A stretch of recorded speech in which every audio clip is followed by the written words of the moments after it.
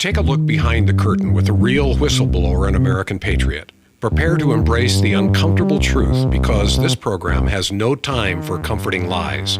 Here is civil liberties enthusiast, Second Amendment defender, and recovering FBI agent Kyle Seraphin.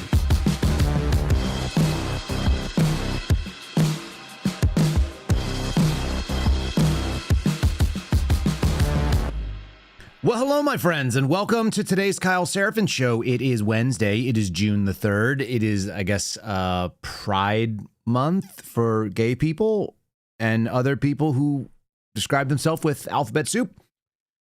So we've got a story that's leading over at Fox News and also at Axios talking about the declining support for gay marriage in general. Gay marriage is not trending well. Kind of like all the other stuff, if you want to shove it down my throat, we don't like it. We, being Americans, just regular people, don't get excited about it. It's like, fine, do whatever you want. But if you tell everyone they have to do it, then it's not really all that appealing. So we're seeing a fatigue. I remember doing a whole bit about, there was this discussion about what is black fatigue, and that's sort of trailed off. I think probably, fortunately, there's some other fatigues that are trending around right now. But people like to be thought about, and sometimes they like to do things that are stupid so that they can get some attention. And I think that it's been a long time coming, but I think 2026 riot season is inbound. We'll see. There was a verdict that was just released. I've got some videos of said protests that are sparking up. Nothing says I'm disappointed with a verdict from a jury like protesting outside of a business that the person who was on trial doesn't own anymore. That's kind of like peak retarded, I guess. That's kind of where I think this is going. We had a confirmation of the F word and the mean talk that Donald Trump gave to Bibi Netanyahu. It was referred to as giving aid and comfort to the enemy. It was referred to as treasonous and traitorous behavior by some talking faces. I actually saw Mark Levin, who was very mad about this kind of this discussion. God forbid anybody share anything that happens under the Trump administration to the news media, even though it's pretty clear to me that was actually intentional and they did it on purpose. And that's why Donald Trump turned around and immediately started talking about it. And he had a conversation with Miranda Devine. So we'll go ahead and confirm that for you guys and play the clip of him saying what he said and how low energy he is about it all. But yeah, I also saw Mark Levin was very excited about a pro-Israel guy saying that this is a good person, and the guy actually is just a trolling scam bait social media poster from Zimbabwe. Because that's where we've reached. We've reached the level where some boomers probably shouldn't be allowed to be on social media, and I'm not necessarily talking about anybody in particular, but I am talking about Mark Levin because I don't think he's that smart, and I think he's been told he's smart for far too long. This is the same guy that has to read off a piece of paper instead of off a teleprompter because he doesn't know how to read off the teleprompter, probably because he doesn't know how to set up the teleprompter, and he works from home just like I do. It's very low energy stuff, except when he's yelling. Right? We're going to talk a little bit about the Albanian island, which, maybe some of you would like to live on an Albanian island. If you do live on an Albanian island, or if you do want to build a project on said island in Albania, one of the best things you could do is not brag about how you found it with your friend who's a Rothschild, and then maybe not brag about how it is a manifestation of your imagination of how you choose to live in the world.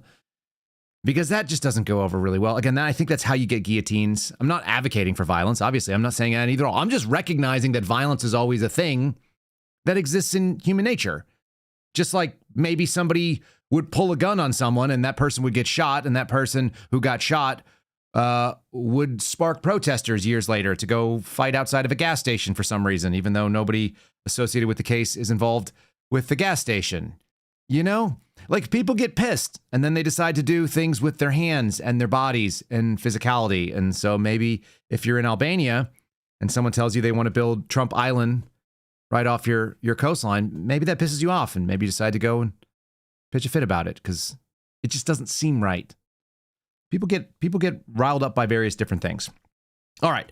Since we're talking about land, we're talking about water, we're talking about basics, we're talking about things that you may need in your life. One of the things you might need is water. You can't exist without it, I don't think. If you can, let me know. Just because you don't consume alcohol, you have to still consume liquid of some kind. Yes, I did find an Instagram post of Alexis Wilkin drinking alcohol. Very funny from yesterday's show. We did 40 minutes talking about the lawsuit where she does not consume alcohol, but apparently she does. She should just stick to water. She could stick to my friends over at Cove Pure. How do you like that one for a segue? CovePure.com/KYLE. Right now, the deal is $250 off. You'll save $250 off the normal price. I worked it out. It's about $1 a day if you just own it for a year, but you're going to own it for a couple of years. In fact, you can even set up for a subscription and get yourself, it'll be about 66 cents a day for 2 years, assuming you sign up for their filters, because you can actually get those on a subscription basis at a discount. Anyway, most people know that there's chlorine in their tap water. They can smell it, and they're not too worried about it because chlorine itself is not the biggest problem, even though it doesn't taste great. Chlorine levels in your water are regulated, but what's not regulated are the chemicals that form when chlorine interacts with naturally occurring interactive organic matters that stay through the filtration process that comes out of your water processing. These particles are in rivers, and they're in soil, and they're in plant matter. They can make it through this treatment process, and they can create chemical byproducts. That's a hard word for right now. THMs. These things are probable human carcinogens, and they've been linked to the disruption of your gut. They can cause cancer problems. Nothing worse than just saying, I just want a glass of water, and then the glass of water is actually a problem for you. The pictures you're going to get at the Walmart type stuff, or you're going to get off Amazon, are not going to fix this. They can improve the taste, but they, generally speaking, will not actually pull out these types of THMs, the chemicals. So check out something like Cove Pure. Their reversed osmosis technology called ClearWave will help filter up to 99.9% of the contaminants. It's not just chlorine or THMs. It's also fluorides and PFAs and pharmaceuticals and other junk that isn't water. If you just want pure water, check out Cove Pure. It's a good company. It's a good machine. The machine sits available for my children to use at any given time, and I hear the little beep and the filling that happens all times, day or night, including sometimes when we're even doing this program. Yeah, it's good. My kids are hydrating. You guys should too. Check it out. It's a good thing to have water that tastes decent.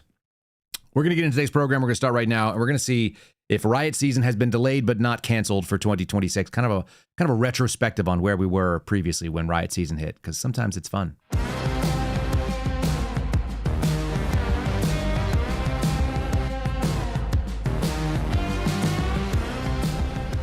Is it really fun? Is riot season really fun? It's probably not really fun if we're being totally honest about it. I guess that's not right, the word. But I do remember going through riot season in 2020. That was kind of exciting. And it triggered this retrospective for me. This was a post I saw on X this morning, which I felt was particularly rage baiting. I don't know if you guys have seen this, but the White House on all the social media forums, X is my preferred one where I usually go to it. But I follow the White House because I want to know what kind of dumb things are coming out for I don't know who these people are that are the consumers of this, the MAGA slop types. This is MAGA slop. It's a video of Donald Trump shushing us. And yeah, I think you can even hear it. Shh. Donald Trump shushing us. Let's put Donald Trump's finger up on the screen here where he's shushing us. There it is. Donald Trump telling you to shush. And so the White House comms people have put out the following. To those who negatively chirp, quiet. Shh. It will all work out in the end. It always does. I've seen this maybe 5 times so far in the last couple days. That's going to be the answer to negativity, to people who are recognizing that we are now in a protracted conflict with Iran that involves bombing on both sides. We have this sort of claimed ceasefire, but the ceasefire also involves shooting back and forth on a regular basis. We have gas prices that are still going to be high. They're not going to get low enough. By the time the midterms come around, people are going to be pissed off about affordability. You've got the kids of Donald Trump doing his jam. What is his jam? Oh, yeah. Building custom islands that are manifestations. I can't get over using sort of like these weird words, like what you're doing. It's just a manifestation of how I want to live in the world. This guy has a pretty good take on this. This is Legendary Energy, which I think is a left-wing account. I follow a bunch of left-wing accounts because it's good to get a kind of a sense of what the alternative side says. I don't always agree with them, but this one makes a lot of sense. Just remember that Donald Trump's first term ended in lockdowns. You guys remember that? It ended in vaccine sales, record spending, forced masking on airplanes, and Donald Trump giving an award to Anthony Fauci after his most loyal supporters got Fed trapped at the U.S. Capitol. The entire term was a historic failure and a pharma trap. Kind of hard to poke holes in that. I remember the lockdowns. I remember we're just going to do 2 weeks to slow the spread that started in maybe March or April of 2020. And then it rolled all the way through the election. Record spending for sure. Vaccine sales of that garbage. Yes. It wasn't mandated, so he doesn't get hit with the mandate. You remember masking on airplanes? Do you remember wearing a mask? I'm facing an airplane flight in the near future with my children, and I remember flying with my kids and fighting with a 2-year-old to put a mask on. That was extra dumb. I hated everything about that. I remember flying out to Portland, and when we flew out to Portland to go do surveillance, because it was riot season in Portland, which was, actually kind of entertaining because it wasn't my town. If you lived in a place where that happened, it wasn't cool. It was super scary when it was happening right down the street from me. I didn't like that at all, especially with my young kids. But I do remember wearing a mask, which I wasn't keen to do, but I had to do it because I was a federal employee. And anyway, wore a mask on a plane. No other way to get on the plane. And there was a guy on there named David Bowditch, and he was the deputy director of the FBI. He was the position 2 or 3 before Daniel Bongino took the job. He was a big guy. He was a nice enough man and went out to go check out what was going on in Portland as well. And I remember him wearing a mask that was an FBI agent wearing a trench coat and a hat and carrying like a Thompson submachine gun. You know, the kind of iconic Tommy gun thing. And I remember thinking, well, that's kind of cool. And then I thought, no, it's not. No, it's not, because that's the FBI I thought I was joining. I thought I was joining the Thompson submachine gun wearing, fedora wearing dudes who wore the suits and the thing. And instead, I was a plaid shirt wearing beardo watching a bunch of left-wing idiots riot outside of a federal courthouse and destroying it. And then the answer was that we didn't do very much. And then we tracked down the people that ran the riot and got all this stuff going, and all the people that were inciting violence and destroying federal property. And then we didn't do anything about it. And then just a few months later, they did a lot about it because, God forbid, Trump supporters did it. And there was a riot at the Capitol. And so a couple hundred people responded. A couple hundred people got over 1,000 people, 1,500 plus people arrested, and a bunch of lives overturned. This is going somewhere. Trust me. I promise you. All that happens. And then we end up with this idea that there should be some justice for people who were targeted by the government, who I think were unfairly targeted by the government. There are plenty of people that belonged in prison after January 6th. But it's been my contention since the beginning that the J6 sort of mess, it was unfair on 2 levels. Number one, it should have been not done in the district court, which is the federal court. It should have been done in the Superior Court of D.C., and it should have been basically essentially glorified trespassing charges. And that would have been the right way to approach this. And then essentially these people should have also faced the exact same justice that the left-wing rioters, the Antifa, the BLM, the mobs that were kicking off in the Summer of Love and going on in D.C. in 2020 and wrecking buildings and screwing up Lafayette Park and, barricading off the north lawn of the White House. Like, those people didn't face almost anything. They were all let go. So you got a problem here. People saw 2 things happen. Number one, an overreaction against the Donald Trump supporters. And then secondly, it was completely incommensurate with the previous responses. And then it was overcharged and over pursued.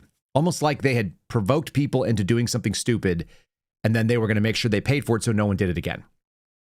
So there's been this talk over the last couple of weeks. Todd Blanche has had kind of front and center, and he just went in front of members of, I think, the House. Is this where he was? Yes, it was a House committee discussing this potential settlement fund, the $1.776 billion settlement fund that actually came out of Donald Trump's case against the IRS. Here's what's really wild about it. And I think this has always been kind of a red herring. They were kind of floating something out there. They gave you a laser pointer. They got people very incensed about the idea that Donald Trump would settle with the Justice Department to create a fund that would help his supporters. I'm going to give you the news flash once again. Shh, remember, shh. It's all going to be okay at the end. It always is. Well, what we found is that Donald Trump will leave his supporters in the lurch at any given time, and he'll look out for himself. And that's not something that I'm thrilled about. Lest anyone think that this is gloating or that I'm grandstanding on this or that somehow like this benefits me to point out hypocrisy on either side of the aisle. It doesn't. I don't love seeing hypocrisy. Certainly not for people that I actually voted for. I actually did vote for Donald Trump, whether you guys know it or not. And it makes me sad to see when somebody says something and then acts in the opposite way. So here's the story from the New York Times.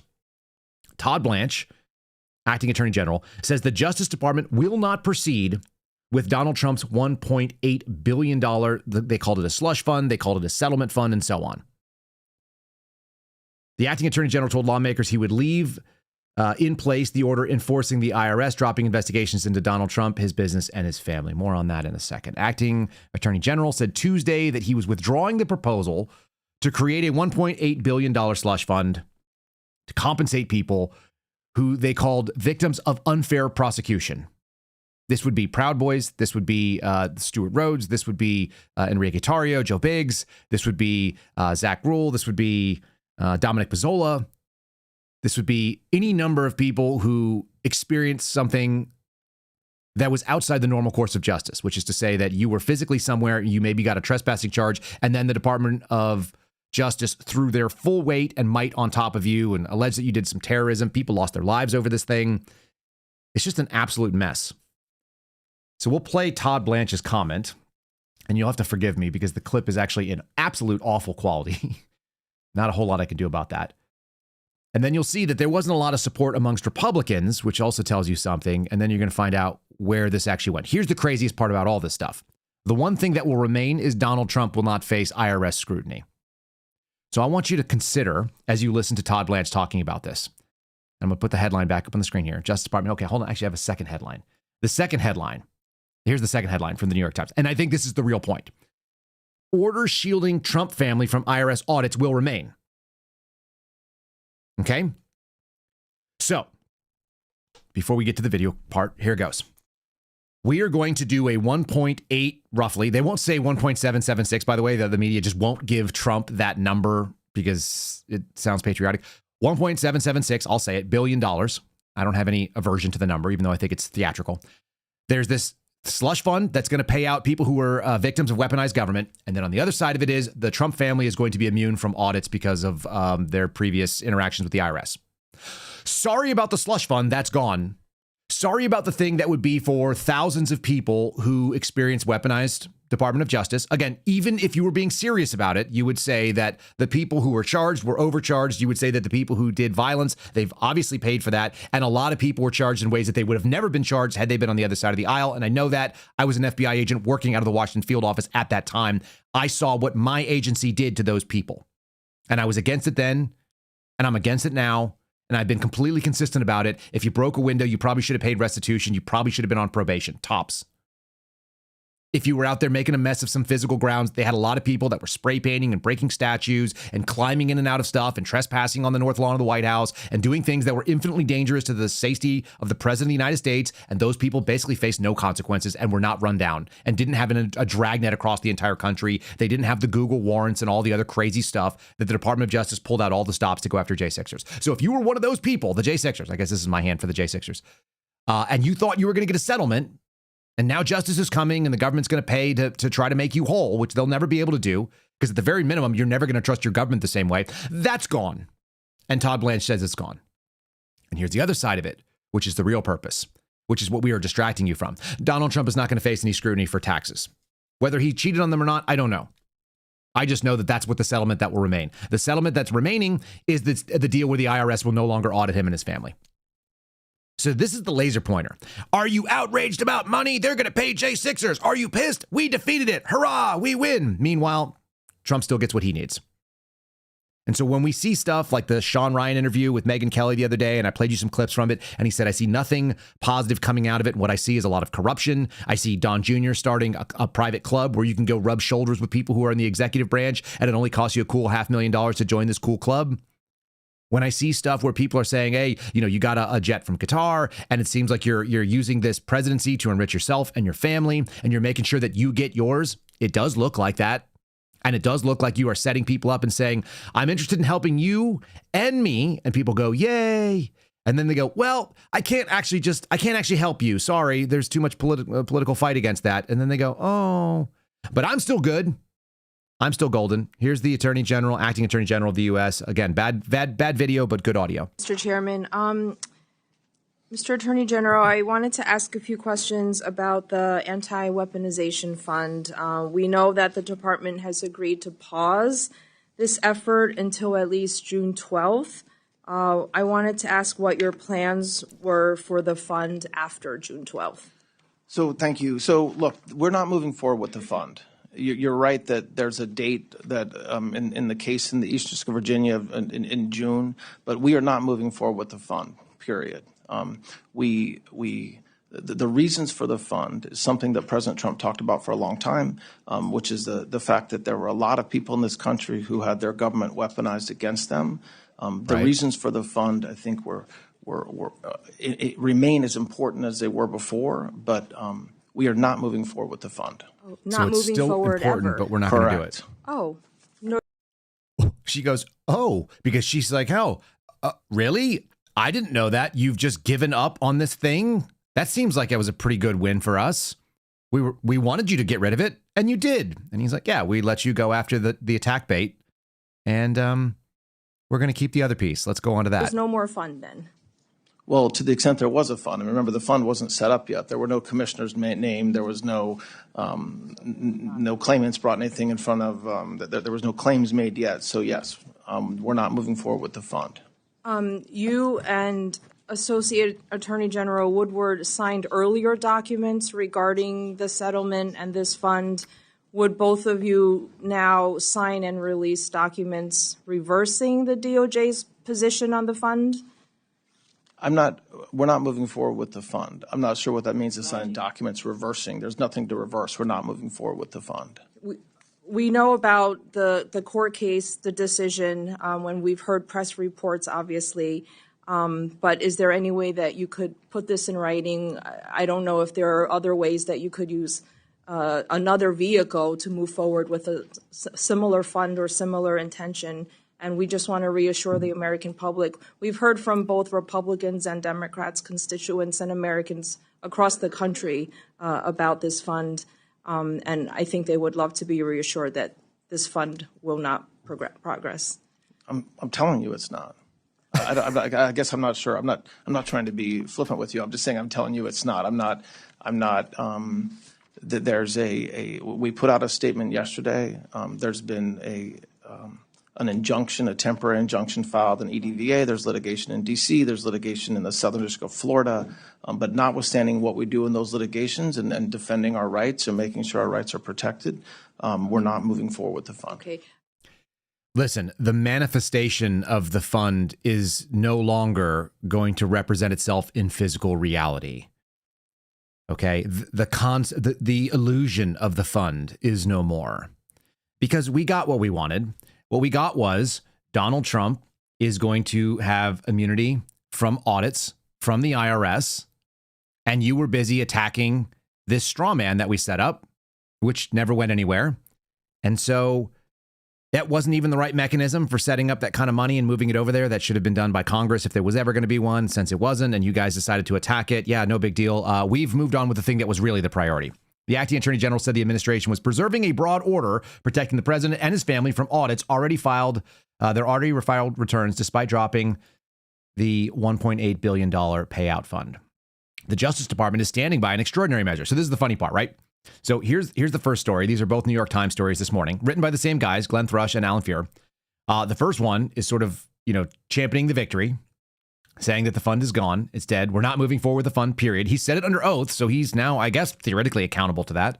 Not that these people are necessarily afraid of perjury, but that would be he explicitly said the fund's not going where. Nothing has changed, he said, with the tax order. So then we get the second story written by the same two men. And what they're saying is that Blanche's remarks about the tax protections came during an appearance in front of the House Appropriations Subcommittee. He told the lawmakers the Trump administration was abandoning a related plan to create the $1.8 billion slush fund, which they said was going to compensate people who were victims of weaponized government. I'm taking a little bit of paraphrase here, but he says nothing's changed. We're moving forward. We're not moving forward with the anti-weaponization fund, which never existed. It was never there. It was the idea of a fund, but it's gone. So J6ers, you've received exactly what you thought. Same as you got at the end of 2020 and 2021. So I'll go back to this post. Just a reminder, how did the Trump first term end? A lot of hope, a lot of movement, a lot of good things in the first half. We're not even getting that first half win. And then the term ended with the country locked down, for months. This weird vaccine that was being pushed and prompted, and a bunch of government propaganda telling you how great it was, which set up the eventual mandates. Record amounts of government spending, which is not conservative and is generally speaking antithetical to the GOP. But they had an emergency, so they had to do it. We had people wearing masks everywhere, including in federal airspace. So they said, oh, this is a federal authority that we can push on you. By the way, there was the same deal in federal spaces for working in the government. And Anthony Fauci got an award because he was so great. And guess who got left behind?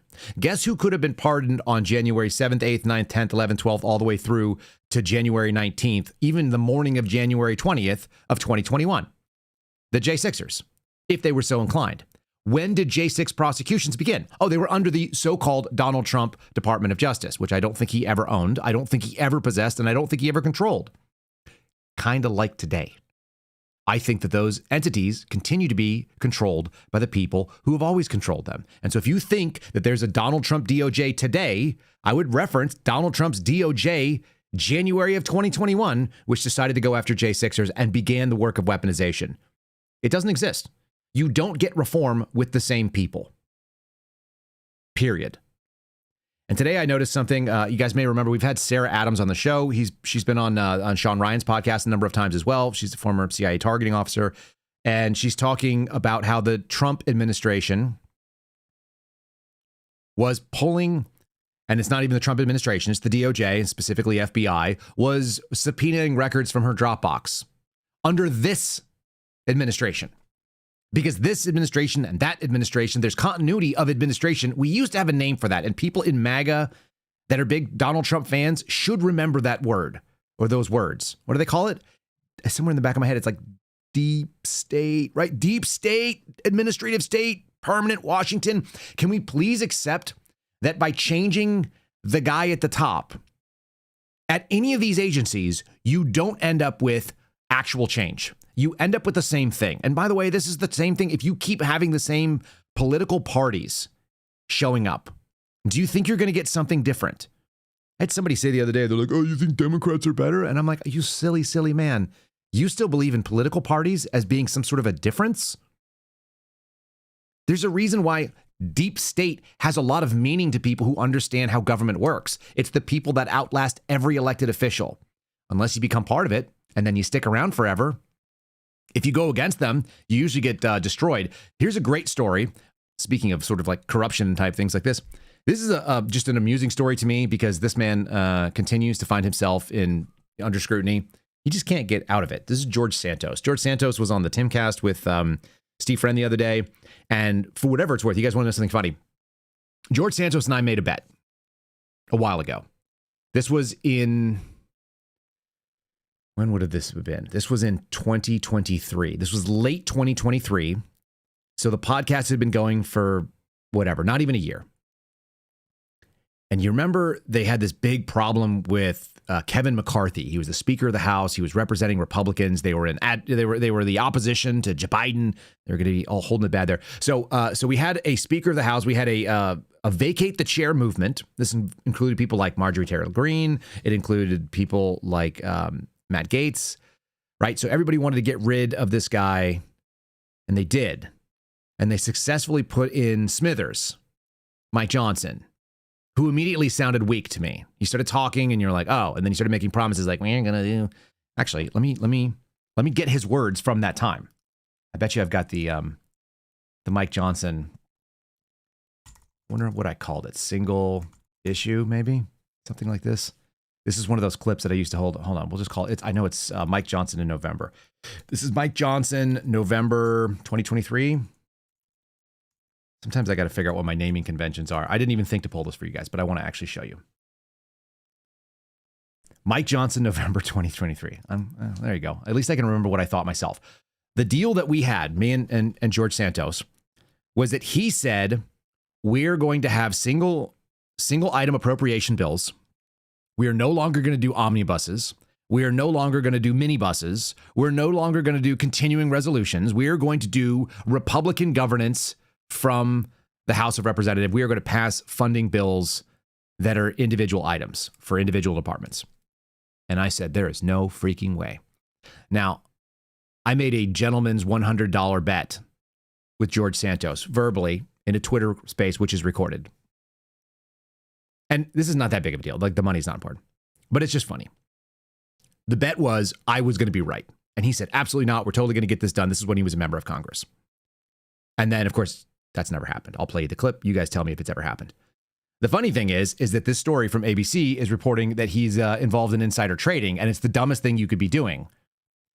This is something that is continuing to happen. This is something that we've seen potentially happening under the Trump administration more. George Santos apparently placed wagers on Kalshi. And as I understand it, I think Kalshi is actually a foreign exchange, so you got to do some things to get there. But anyway, made wagers on Kalshi about whether or not he would attend the president's State of the Union speech. Now, who's the only person in the world, one would think, who can decide whether or not Santos is going to go there? I would think it would be Santos. So he bet, I guess, against it, then stated he was going to be there. So this is according to sources. He placed bets on Kalshi that he would not attend the State of the Union. But on February 23rd, before the State of the Union, he said, I'll be in the gallery for the president's speech. And then the next day, which was the night of the speech, he wrote, watching State of the Union from an airport TV was not part of my plan, FML, F my life. And so there he is not making it to the State of the Union. So theoretically, he would win his bet. Now, this is the allegation. I don't know that these are true. I'm just saying what the story reports here. Kalshi, Justice Department, and the regulating agency said they would not give comment on it. NPR was the first to say that they were suspicious trades that were posted by Santos. This does sound kind of like something that could happen. He seems to get himself into hot water with dumb things. That's a dumb thing. To do insider trading, bet on yourself, win thousands of dollars. That's the claim, that he profited by thousands of dollars doing this. See if they have the actual words here. Oh, there we go. The New York Republican, whose campaign for office was built on lies about his resume, pleaded guilty to fraud and aggravated theft. He served 4 months of a 7-year sentence. He was commuted by Donald Trump. And then we have the deal that they're claiming that he made tens of thousands of dollars betting on himself. And then they call into light the other things. There's a special forces soldier who bet on the raid against Nicolas Maduro. Yeah, I know that's a big problem, but for some reason that doesn't hit me in the same way as betting on whether or not you're going to do something. That seems kind of gross. There's nothing conservative, as far as I can tell, about George Santos. I'm not mean to George Santos, although I rib him all the time. And anytime that we've spoken personally, like, that's how it goes. If we have text message exchanges, they're very, I don't know, I just poke at him because he says dumb things. Dumb things like, we're going to get you single item appropriation bills, things that we can prove didn't happen. Here's what the bet was about. By the way, he staged a picture with Steve Friend, handing Steve Friend the $100, theoretically, that he owes me from this silly bet, which, again, not important. It's just more funny. And then he didn't give Steve the money. Scumbag.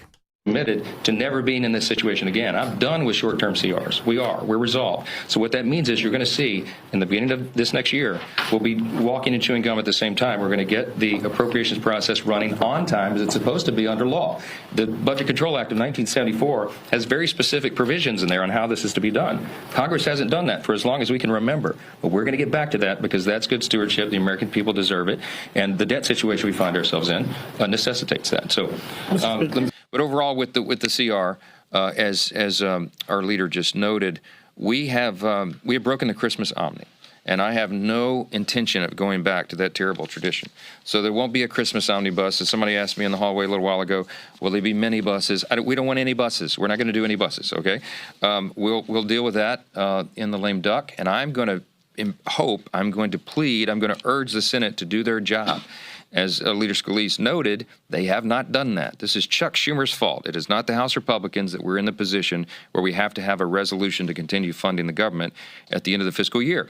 We did our work. We passed 12 appropriations bills through the committee process in record time. We put them on the floor. Almost 73% of federal funding has been passed through the House. We sent it all over to the Senate, and they've done nothing. They did not one bill, and they would not negotiate with us on the top line. So here we are. We loathe CRs as much as anyone, but this is the situation that the Senate Democrat leadership put us in.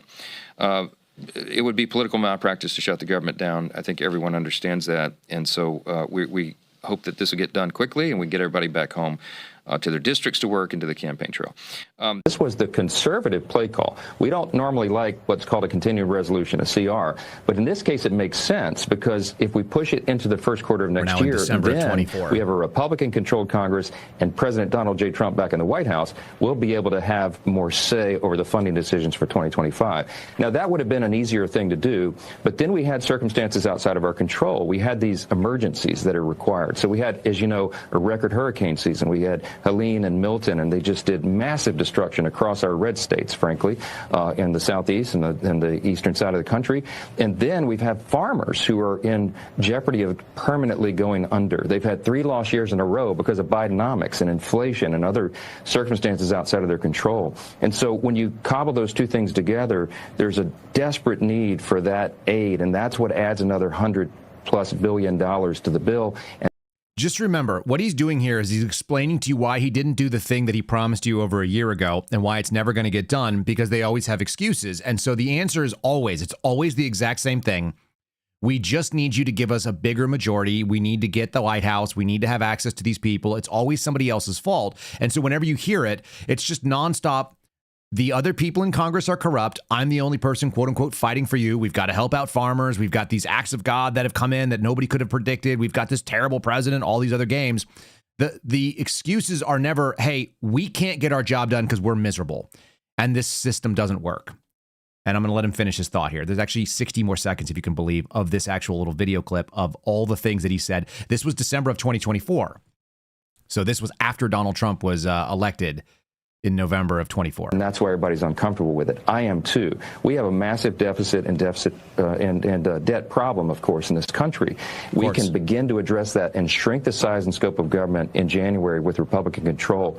But we've got to bridge the gap to get there, and we cannot leave our small farms and ranchers and our people who are devastated by the hurricanes out in the Yeah, we got to take care of these people because obviously something happened. And here's the reason. That's why we need the big, beautiful bill. We need to actually do more government spending. We need to increase government spending because even though we're going to try to shrink the size of the debt and the government, because that's what we would do in the future, we're not actually going to do that because what we're actually going to do, we already know, is push Donald Trump's totally not conservative, massive agenda to spend more money. Meantime, so that's the difficult part about this. That's what people are really struggling with, and I am too. But we have a responsibility here, and that's legislative. Well, this was a big vote on the House floor. March 2025. The Republicans stood together, and we had one Democrat vote with us to do the right thing, and that is to fund the government. This was a clean CR. Guys, this is a clean CR. This is the thing that we said we would not be doing, almost a year and a half ago when we were in November of 23. We promised you that we would not be doing any more CRs, any more omnibuses or minibuses. And all we've done since then is exactly the thing that we said we wouldn't do. It freezes funding. It's a responsible thing to do. So responsible. And we're ensuring that troops continue to get their paychecks and TSA agents continue to do their work and be. Guys, we would have not passed a CR and we would have let the government shut down and we would have actually done some cuts to all the things that we spend money on. But because the troops. And so it's the patriotic thing to do is to make sure that we spend at the same level that the previous president wanted. We'll do Biden level CRs and we'll call that a victory. That's the clean and responsible thing to do. OK, paid and essential workers on the border and elsewhere. I've just said a bunch of things that make you feel good. Don't you feel good about TSA and troops and border and federal workers? If you don't feel good about them, you're probably not patriotic. You're probably nostalgic for a time when we didn't have to worry about that kind of stuff. You're probably nostalgic for a time when, maybe we weren't at war all the time, or maybe a time when it was just a Cold War and not a hot war, or maybe you're nostalgic for a time when TSA wasn't even a thing. I kind of miss when there was no TSA. Isn't it funny? We talked about it the other day. The moments when you start thinking about going to do travel in this current day and age, and you're like, oh, I barely remember it. There was a time, though. There was a time when people smoked cigarettes. You can go watch Airplane, and you're like, holy crap. That country is a foreign country. The country that they shot the movie Airplane in is a foreign country. That country would invade this country, for sure. We would 100% get that. This conflation between patriotism and nostalgia, it continues to haunt me after Steve told me about it on Friday. It's so true. If you guys are watching over on Rumble, will you give us a like? I would appreciate that. If you guys are watching on YouTube, you could do the same thing. That'd be huge. Give us a subscription to either or both if you haven't done so previously. And you may hear an ad on the audio platforms That comes from Spotify. That comes from KyleSeraphinShow.com. There's audio and video there. So if you ever wanted to see some of these things, if you ever wanted to see Smithers' smug face and imagine him as Smithers talking to Mr. Burns, you could do that. I will lastly remind you guys that are, I've reanimated this thing. I don't know how it works, but we've added a thing called the Rumble bot to the Rumble chat. On YouTube, if you guys ever want to do a clip and you want to pull something out, there are clipping options. Feel free to do so. Feel free to share them anywhere you like, whether you agree with me or disagree with me. If you want to play with the Rumble bot, if you type !clip, it should give you a clip of the last 60 seconds of whatever was said. And so it should give you opportunities to go, and then you can go and download it off the links that it puts into the chat. You're actually seeing that in there, so thanks, Renzo, for showing me that it works.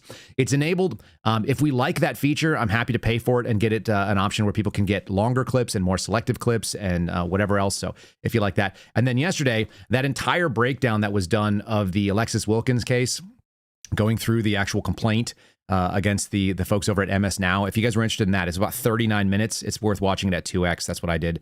I went and kind of reviewed my statements to make sure I didn't get myself in any trouble saying things that I don't agree with. But I agree with everything I said. And you guys can go check that. It's over on the Infowars Fan. It's a guy named Infowars Fan or Infowars.tv or something. You'll find it on my profile or in my timeline over on X. So a couple of things there. I'm just telling you, when I say that I don't think we're voting our way out of this, it's because I'm looking at what people say. It's this unfalsifiable premise. If you just give me more power in government, then we'll get it done. But we just don't have enough power. Can you just give us more power? Listen, we have the House, but we need the Senate. We have the House and the Senate, but we need the White House. We have the House, the Senate, and the White House, but we don't have a big enough majority. So we have to continue to make peace with the alternative. So who has power in these circumstances? I would argue special interests sometimes. And it turns out the people that are in Washington for much longer than any of these people, or these people are part of that problem. I saw a story about election coverage. There was a primary that was in California. And this made me realize how ridiculous we are. We have a reality TV star versus a legitimate communist in the mayoral race for Los Angeles, which in theory, if I was an unscrupulous person, I could actually vote in. And I say that because I've gotten ballots for the last 17 years in Los Angeles County, despite my attempts to get rid of them. And they've told me that I should have been removed by California policy multiple times several years ago. And yet, I'm still on the voter rolls in California. I left California on June 9th of 2009. Very specifically, that's the day when I enlisted in the United States Air Force. And I moved to Texas, and I never moved back to California, and I rarely visit it. I have a moment where I'm going to go back to it, and I don't like it. I feel like I'm going into enemy territory and that I may not be able to return from it because I'm going in unarmed, generally speaking.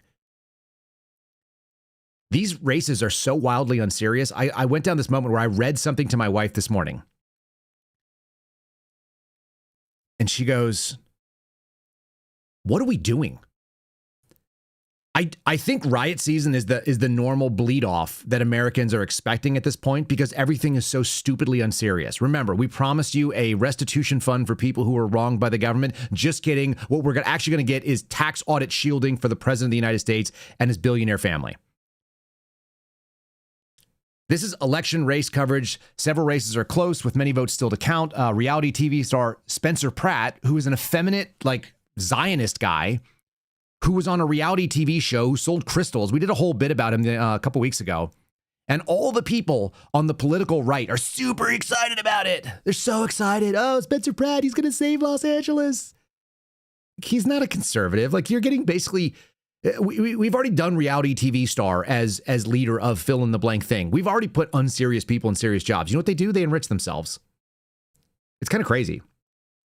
And he's running against Karen Bass, who was an avowed communist and trained as such. Then you have Javier Becerra running against Steve Hilton. Do you guys know that the Republican candidate for California governor, the guy who just won the nomination, so here you have it. This is their, I guess, an open primary, almost 1.4 million votes, Republican primary. You're looking at this governor. You're looking at this governor race, and who's going to represent the Republican Party? And it's a guy who's from England. He's an Englishman. He's freaking British. He served in the British government as an advisor to David Cameron, who was the prime minister. What the hell is going on? He became a United States citizen in 2021, and he renounced being a British citizen last year. And we're talking about one of our, 3 or 4 most populous states. I don't know if California is still the most populous against New York, California. An enormous state, a huge economic power. We're going to have a Brit run it, and he's married to a British woman.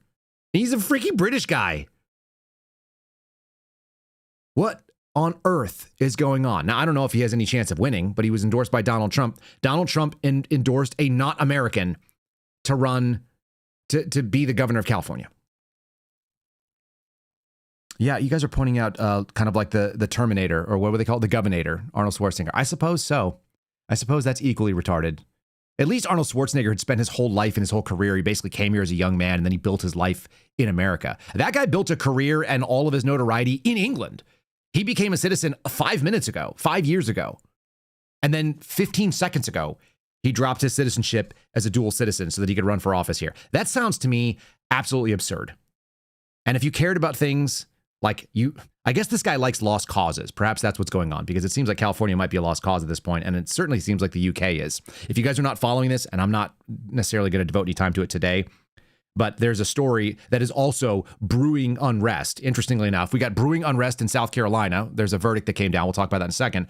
And then we've got brewing unrest in England because a young man was stabbed to death by a Sikh immigrant who stabbed him multiple times with a ceremonial knife. And then the man died in handcuffs and he bled to death while the guy who killed him called him a racist. And Brits are getting sick of this thing. And there's a lot of videos I'm seeing from all over the place. Folks who are riled up about this stuff. Let's do a couple of primary fun things, because we still have echoes of the previous administration that are still there. Again, the same people keep running around in the circle. Do you guys remember Deb Haaland? She's this weird ancient Indian looking woman from New Mexico. I say this because this popped up in NBC and I was like, oh, I remember her. She was awful. Former Interior Secretary Deb Haaland. She just won the Democratic nomination for New Mexico's governor race and likely to be the governor of New Mexico, because New Mexico makes awful and terrible political decisions based on the stupidest possible criteria. And in this case, being a female Indian is probably good enough for her. And just the fact she's a Democrat probably makes it a shoo-in. NBC News predicts that Haaland, who's vying to become the first female Native American governor, advances from her party's primary. So that's, like I said, probably a shoo-in for that. This is my favorite. They talked about that she's running campaign ads in the indigenous Dine language, D-I-N-E apostrophe. Nobody knows what that is, and nobody cares. But there's not very many people in New Mexico. New Mexico makes such terrible decisions for state-level offices and certainly for the people they put into the national offices. New Mexico is really sad, too, because it's a really cool place. It's an absolutely beautiful land. They call it the land of enchantment. A lot of people call it the land of entrapment if you've lived there before. It's economically devastated. It has terrible educational options, and it has all this natural beauty and wealth. And it's got really, really deep, interesting culture. Living in New Mexico, I've lived there twice. I lived in the Albuquerque area, and I lived in the Las Cruces area. And it is such a neat, cool place to be. And it has, all the, like, some of you guys may not know this, but like the show Longmire was shot there. It's got ranch land and rolling mountains and high mountains and snowy peaks and, pine forests and high elevation lakes. And then it's got like hideous, weird desert. This got like Arizona style cactus space. It's a very, very diverse, cool place. And the people there really desperately need good policy. And it seems like it's also incredibly corrupt. And it just does like some of the worst possible choices for itself. Again, I don't think you vote your way out of this. The other thing that's really interesting about New Mexico is you find that a lot of the worst ideas in the Democrat policies, the worst sort of progressive policies that are tried out, people always say, as goes California, as goes the country, right? So they massively implement really, really bad plans in California, and then they try to roll them across the country. And the reason is because California has huge buying power. It's a massive population base. And so if you can't sell to the California market, then you can't sell to a huge chunk of America. So people do things in order to fit into the California market, and then it's just easier to do it on both. They just do it across the country.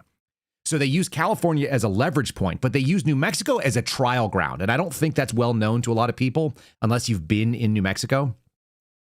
They try out some really insane ideas, gun confiscation type things, not being able to carry weapons in certain public, like violations of their own constitution and state law. They love doing weird stuff in New Mexico because nobody knows New Mexico's even in America. I had regular conversations, and I'm not even trying to be mean about it. Regular conversations with not retarded people. Generally, not retarded. And I told them I was moving to Las Cruces, New Mexico with the FBI. And they're like, is that an OCONUS post? Is that an overseas post? And I go, no, it's not outside the United States. It's in New Mexico, which is a state. And they're like, oh, really? Yeah. It's between Arizona and Texas, bro. Do you really not know that we have a place called New Mexico? It's north of Old Mexico, and it's in the U.S. And people don't even recognize that.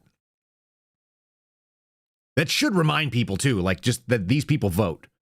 And you're like, hey, that guy's not retarded. Like, we have normal conversations. He is able to stand on his own 2 feet and earn a living. And then you find out like, oh,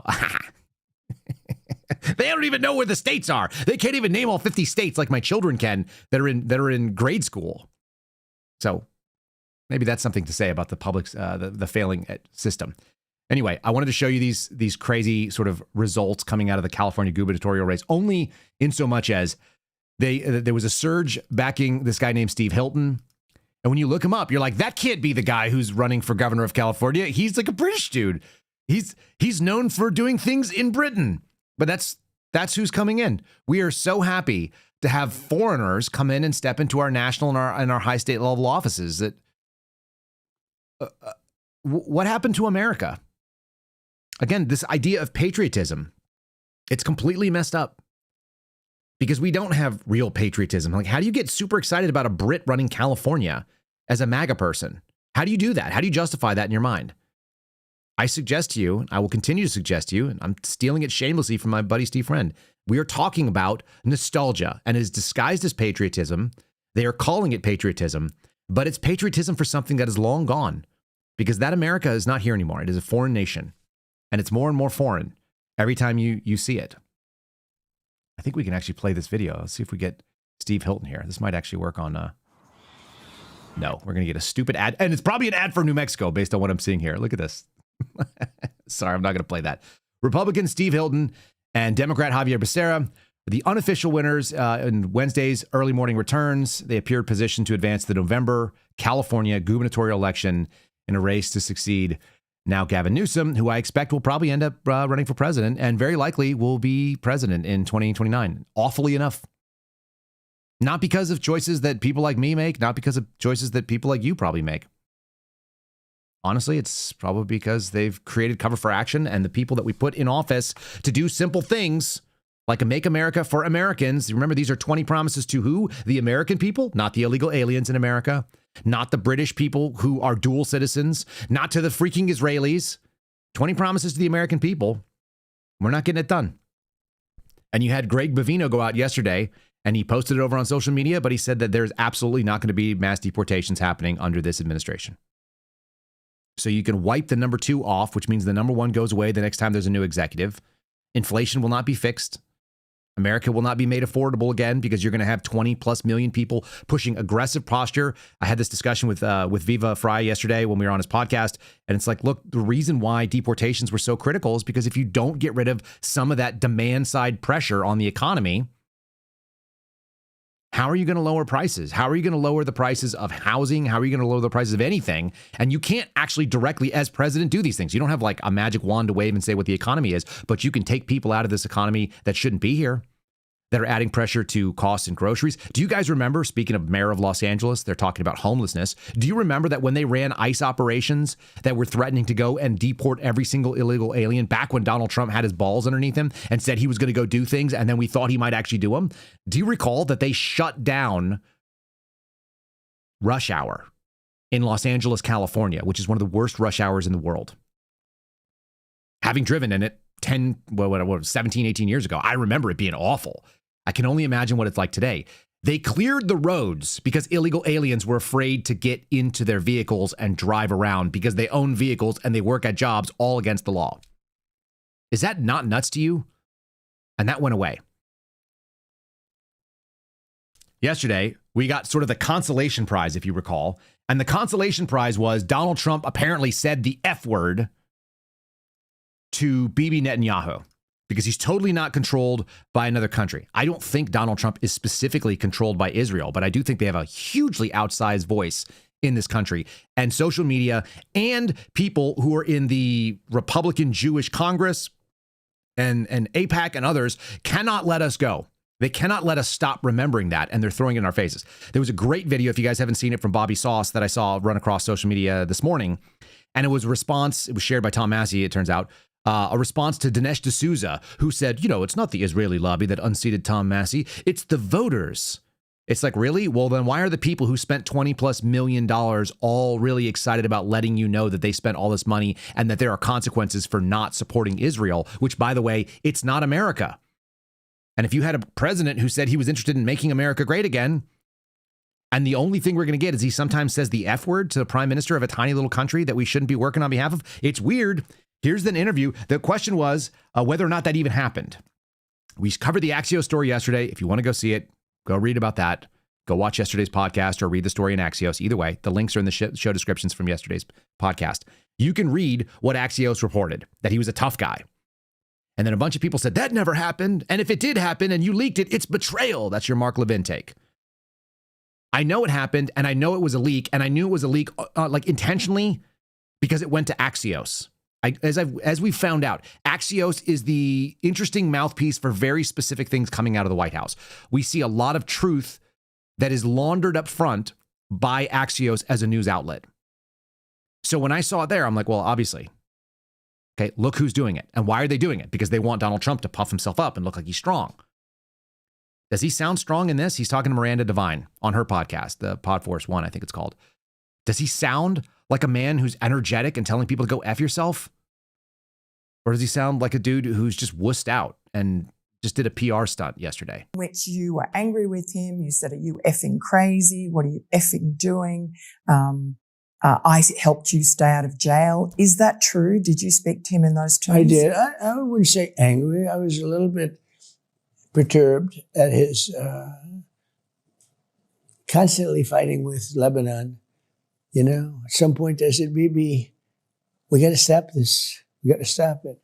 But I have a very good relationship. We've done well together. He always says, we could never have done it, but everybody knows that we could have never done it without the United States. But I've worked very well together. I like Bibi a lot, and I've worked very well with him. We had I'm a wartime president. He's a wartime prime minister. Very important part of the world.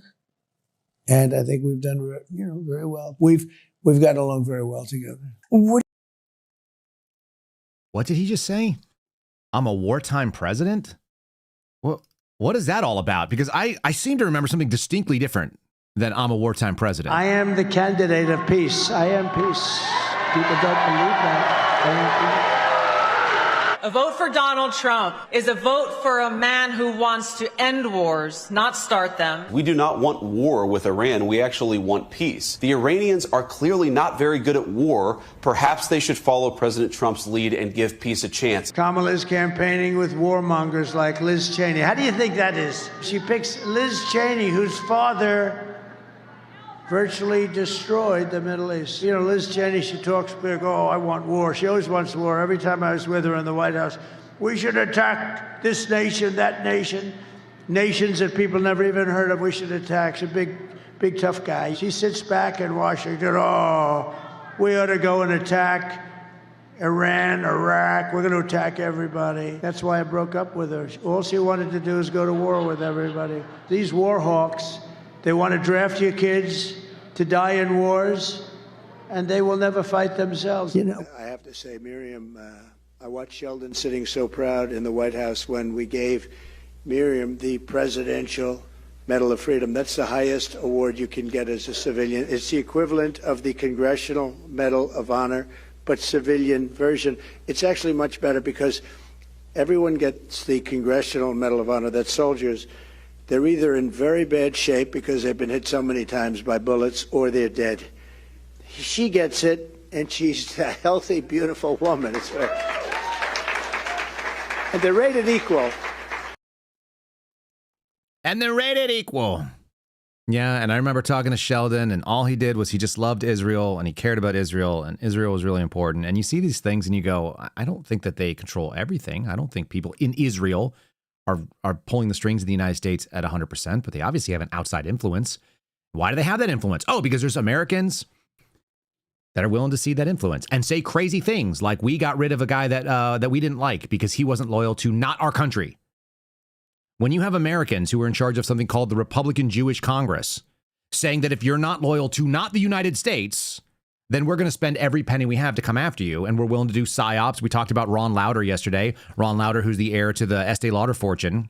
He's an old guy, and he said there needs to be $1 billion+ of American and Jewish diaspora around the world money funding an Israeli intelligence operation, doing PR, pushing back against stuff. And then you see Donald Trump standing in front of like flags of Israel. You're going, guy, all we're going to get is you saying, you're effing crazy to Bibi Netanyahu. That's the strength that we get. Meanwhile, did they stop anything they were doing? We reported on it yesterday. No, they did not.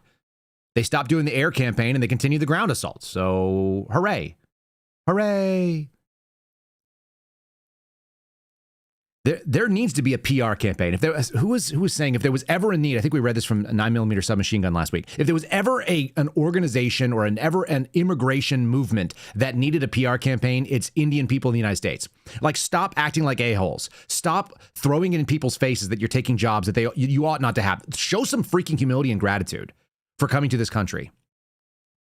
I would say Indians desperately need a PR campaign to justify the things that are going on in this country, the nepotism, the tribalism, the crappy people coming in and not joining our dominant culture, the non-assimilation. That's a big problem. The Jewish diaspora, which has decided that they are the same as the Israelis, which I didn't decide, and I keep finding every single time I watch a clip, you watch these guys, they're Americans, they go to Israel, and we were told for so many years, I remember hearing this over and over again, Israel is the only liberal democracy in the Middle East. It's the place where you can be a Christian, you could be a Muslim, these people can end up in our elected offices. It doesn't matter what religion you are. And then every single time you see someone go there and they film a video, they go, look at these people protecting us Jews, blah, blah, blah, blah. And you're like, they're not the same. Can you please stop conflating it? You stop conflating it. I don't do it. You're doing it.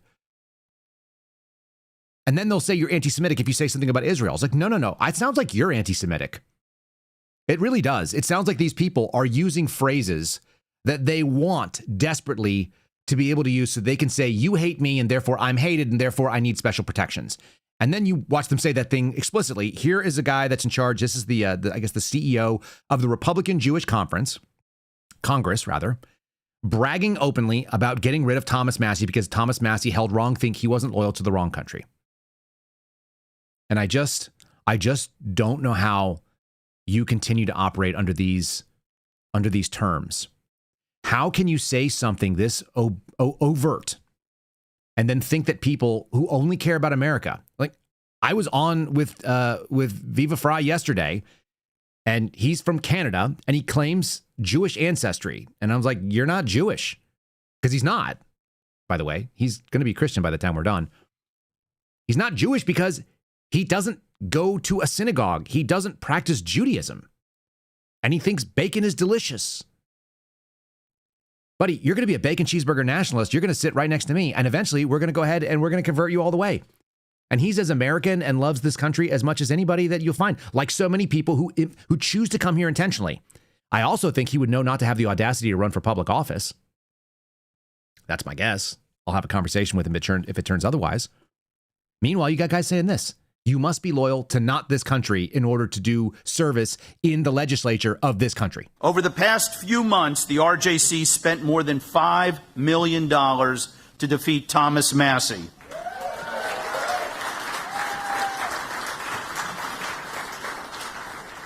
And let me say very clearly tonight, that was a fight worth having and a victory worth celebrating.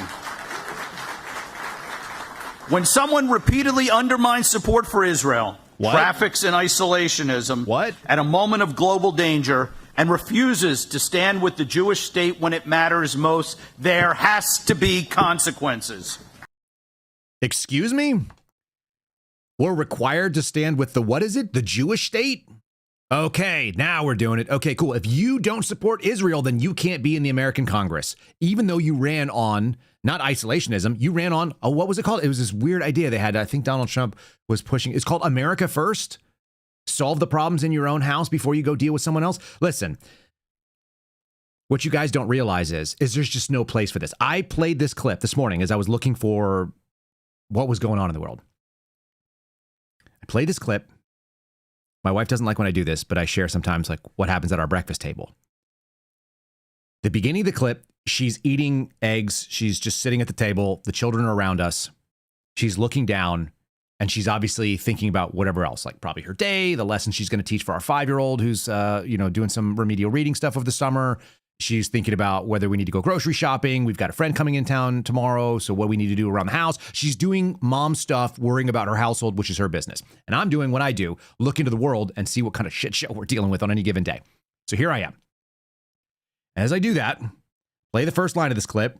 There's nowhere left in this world for us, or whatever he says. You'll get the actual words. And the second line made her look up like someone squeaked out a fart in church. She was like, Like, what? What did this man just say? This is Bruce Pearl.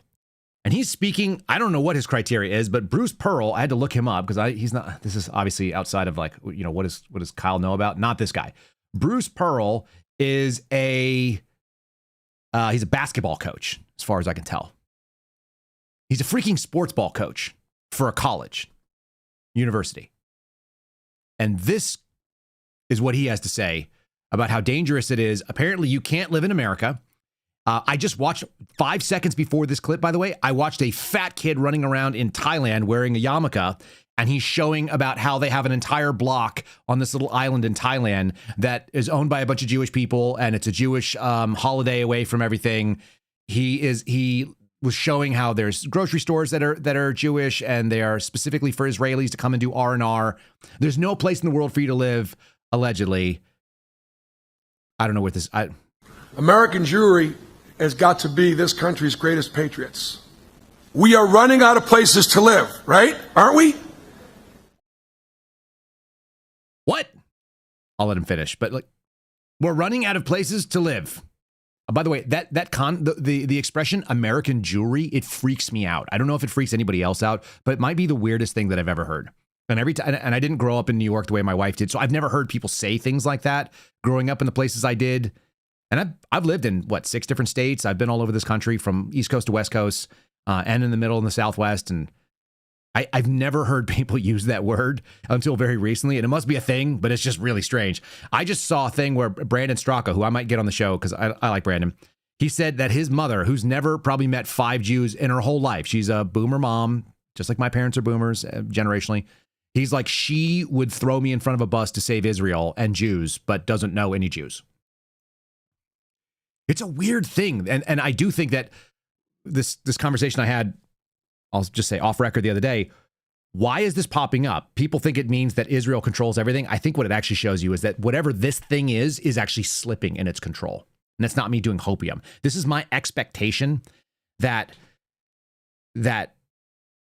people are loudest when they tend to be losing. If you're winning and you're getting away with something, you don't tell anybody about it. But when you need people to think that you're bigger than you are, you puff yourself up and you make this sort of nonsense show of being bigger, stronger, more capable, more powerful than previous. So, all right, we're going to finish this clip here. Sorry.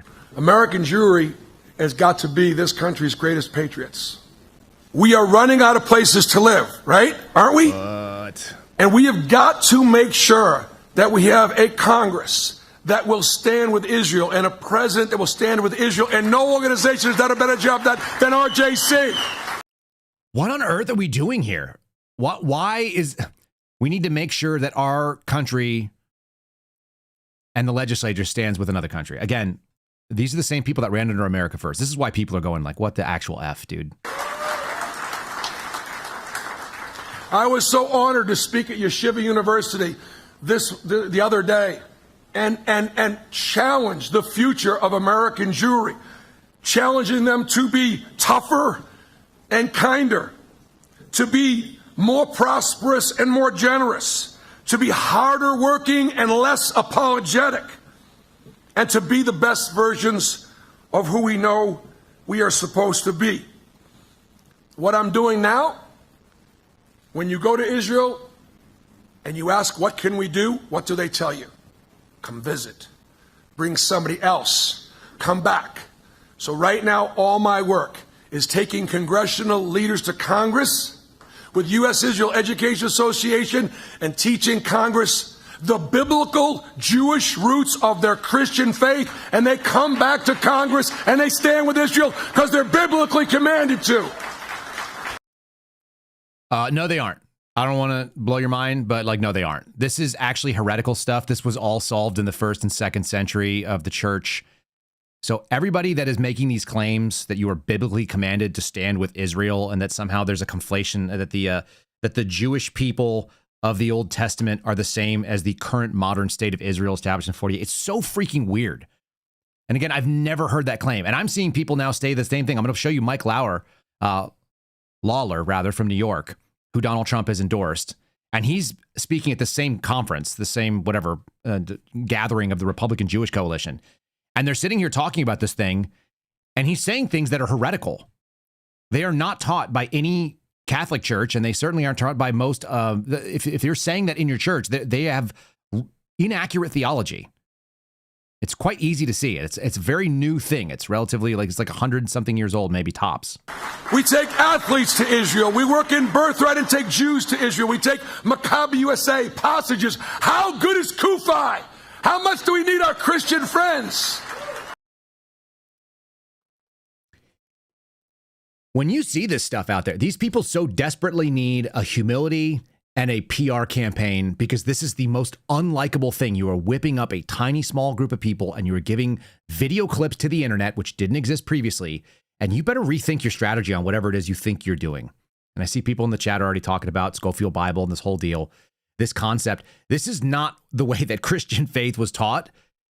If you guys believe in Christianity, then you believe that the promise and the covenant that was made with Abraham and carried forward, it was reaffirmed, re-upped, and expanded to all people. That's what Christianity is. They weren't called Christians. They were Jewish people that were followers of the way.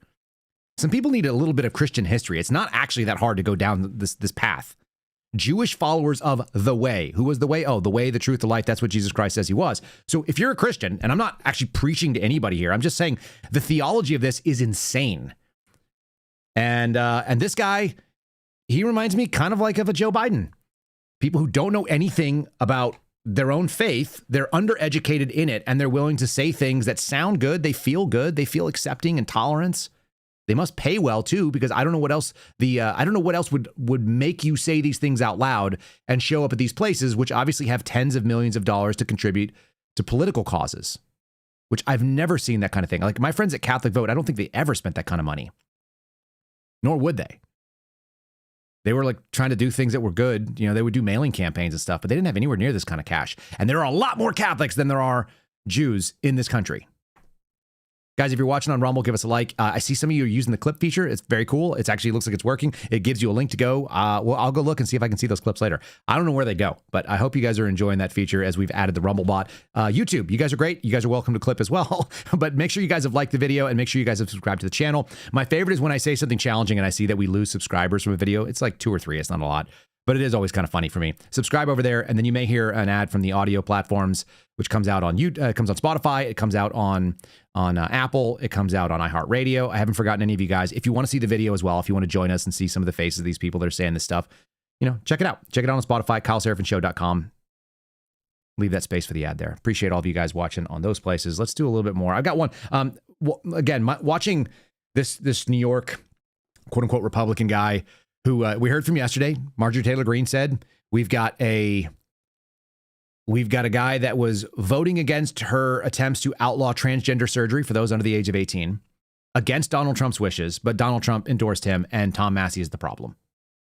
Again, I see all these things in sort of a water lens of there's an opportunity cost. What are you actually fighting? Are you fighting the guy that they just highlighted in the New York Post that is squad adjacent? Or are you going to go fight Tom Massie, who actually was carrying on the things that he's always done, which is saying that America should spend money on Americans. He doesn't believe in foreign aid to anyone, and that includes Israel, but it also includes all the other people we give foreign aid to. Maybe because we shouldn't be giving out money when we are in debt the way that we are in debt. A guy who wore a debt clock, pointing out the problems that you heard Mike Johnson pay lip service to, but never has done anything about since he's had power. Yeah, Mike Johnson's obviously not the problem. Tom Massie's the problem. We got to get rid of him. And here is a member of Congress. This is Lawler from New York. This is the guy that's pushing the amnesty bill as well, the Dignity Act that we talked about yesterday. I have been mistaken recently. Some of you may have seen. Rand Paul's son accused me of being Jewish and proceeded to scream and yell at me for 10 minutes. The difference is I was not insulted to be accused of being Jewish. Though I am a proud Irish-Italian Catholic from New York,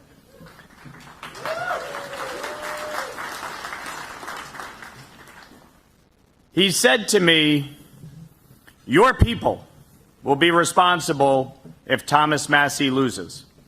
Well, let me say, I am so proud of my people. Say something. As a Catholic, I am proud to be a Zionist. I am proud to support a Jewish state. I am proud to stand in support of a strong U.S.-Israel alliance, and I will never waver in that. And so I want to thank the RJC for leading the fight, not just to elect Republicans and defeat radical, woke, anti-Semitic Democrats, but to hold the Republican Party to account as well and eliminate people like Thomas Massie and Marjorie Taylor Greene, to take on people like Tucker Carlson and Candace Owens, because it's not just pushing back against the Hassan Pikers of the world. If we can't root it out in our own party, if we can't call it out, then we don't have the moral standing to call out the other side. And the fact is, this is a fight for morality. This is a fight to stand up for the values that are the basis of the state of Israel and the United States of America. I don't know what Catholicism he learned, but again, it's probably the same one that Joe Biden did, where you learned that it was totally okay that it's a woman's right to choose to kill off a baby. So freaking weird. By the way, this is worth sharing. The U.S. Jewish Democrats shared a visual, and I didn't know it, but they actually deleted it, probably because they got like really, really bad press on it. We're in the middle of like what they call Pride Month, right? Because it's June. So everybody has to tell you that they like to have sex with the same sex for some reason, and we all have to celebrate that. That's our job. I don't celebrate that. I just say, ew. I say, ew, like Shane McGillis does. They had a whole graphic that was done in rainbows that said pride. What did it say? It said pride is a Jewish value, which is freaking wild. Number one, pride is the original sin, and it comes from, I don't know, doesn't it come from the Jewish scriptures in Genesis? That's freaking wild. But when they say Jewish, I think they mean not Judaism, because, I don't know, I've read Leviticus. I've also read Genesis. So that's pretty funny. And they took it down. And I was curious. I was like, wait, where did it go? This is the group. They're called Jewish Dems. They have this X page that posted this pride is a Jewish value thing. And then you can scroll through. And I was like, looking, I was like, wait, where did the graphic go? Maybe they just reposted it. Nope.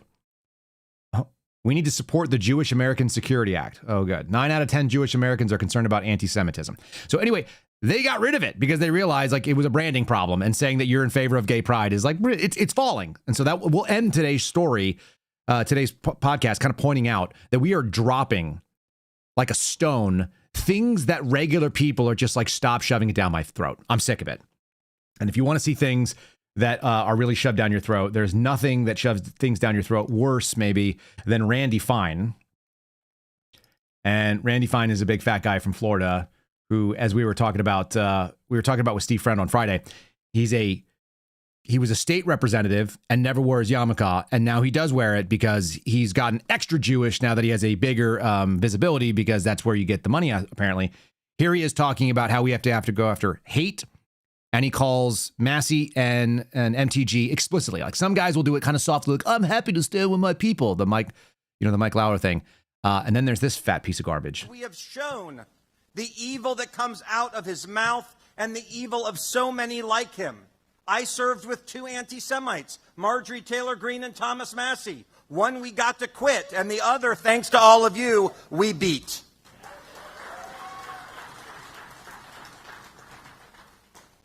And we're very, very lucky. Whereas Democrats 20 or 30 or 40 years ago had anti-Semitism show up in their party, and they minimized it, and they said it was the fringe, and they didn't deal with it, and it took over their party. The leader of our party said he wasn't going to deal with that. We often say that Donald J. Trump is the greatest friend that Israel's ever had, but that doesn't go far enough. Donald J. Trump is the greatest friend American Jews have ever had because he stands up and he fights for all of us. Whatever, man. There is, what's core MAGA now? I have no idea. I think I know. Trump has said from the beginning... Pedophile supporting Israeli lobby? Well, I have no idea. Need a different acronym. But Trump has said from the beginning that he defines what MAGA is. MAGA is what I say it is, he has said. And he's not wrong. It's his moniker. It's his campaign slogan. And all along, he's defined what is and is not MAGA. And he told me personally, MAGA will feel the way I want them to feel. I'll tell them how to feel about this, that, or the other thing. And they will. And he has been totally right on that. The problem for Trump now is that he has defined MAGA literally to those who agree with Mark Levin. If you don't agree with Mark Levin, you're not MAGA, which means you must be a neocon whose main issue is what's in the best interest of Israel.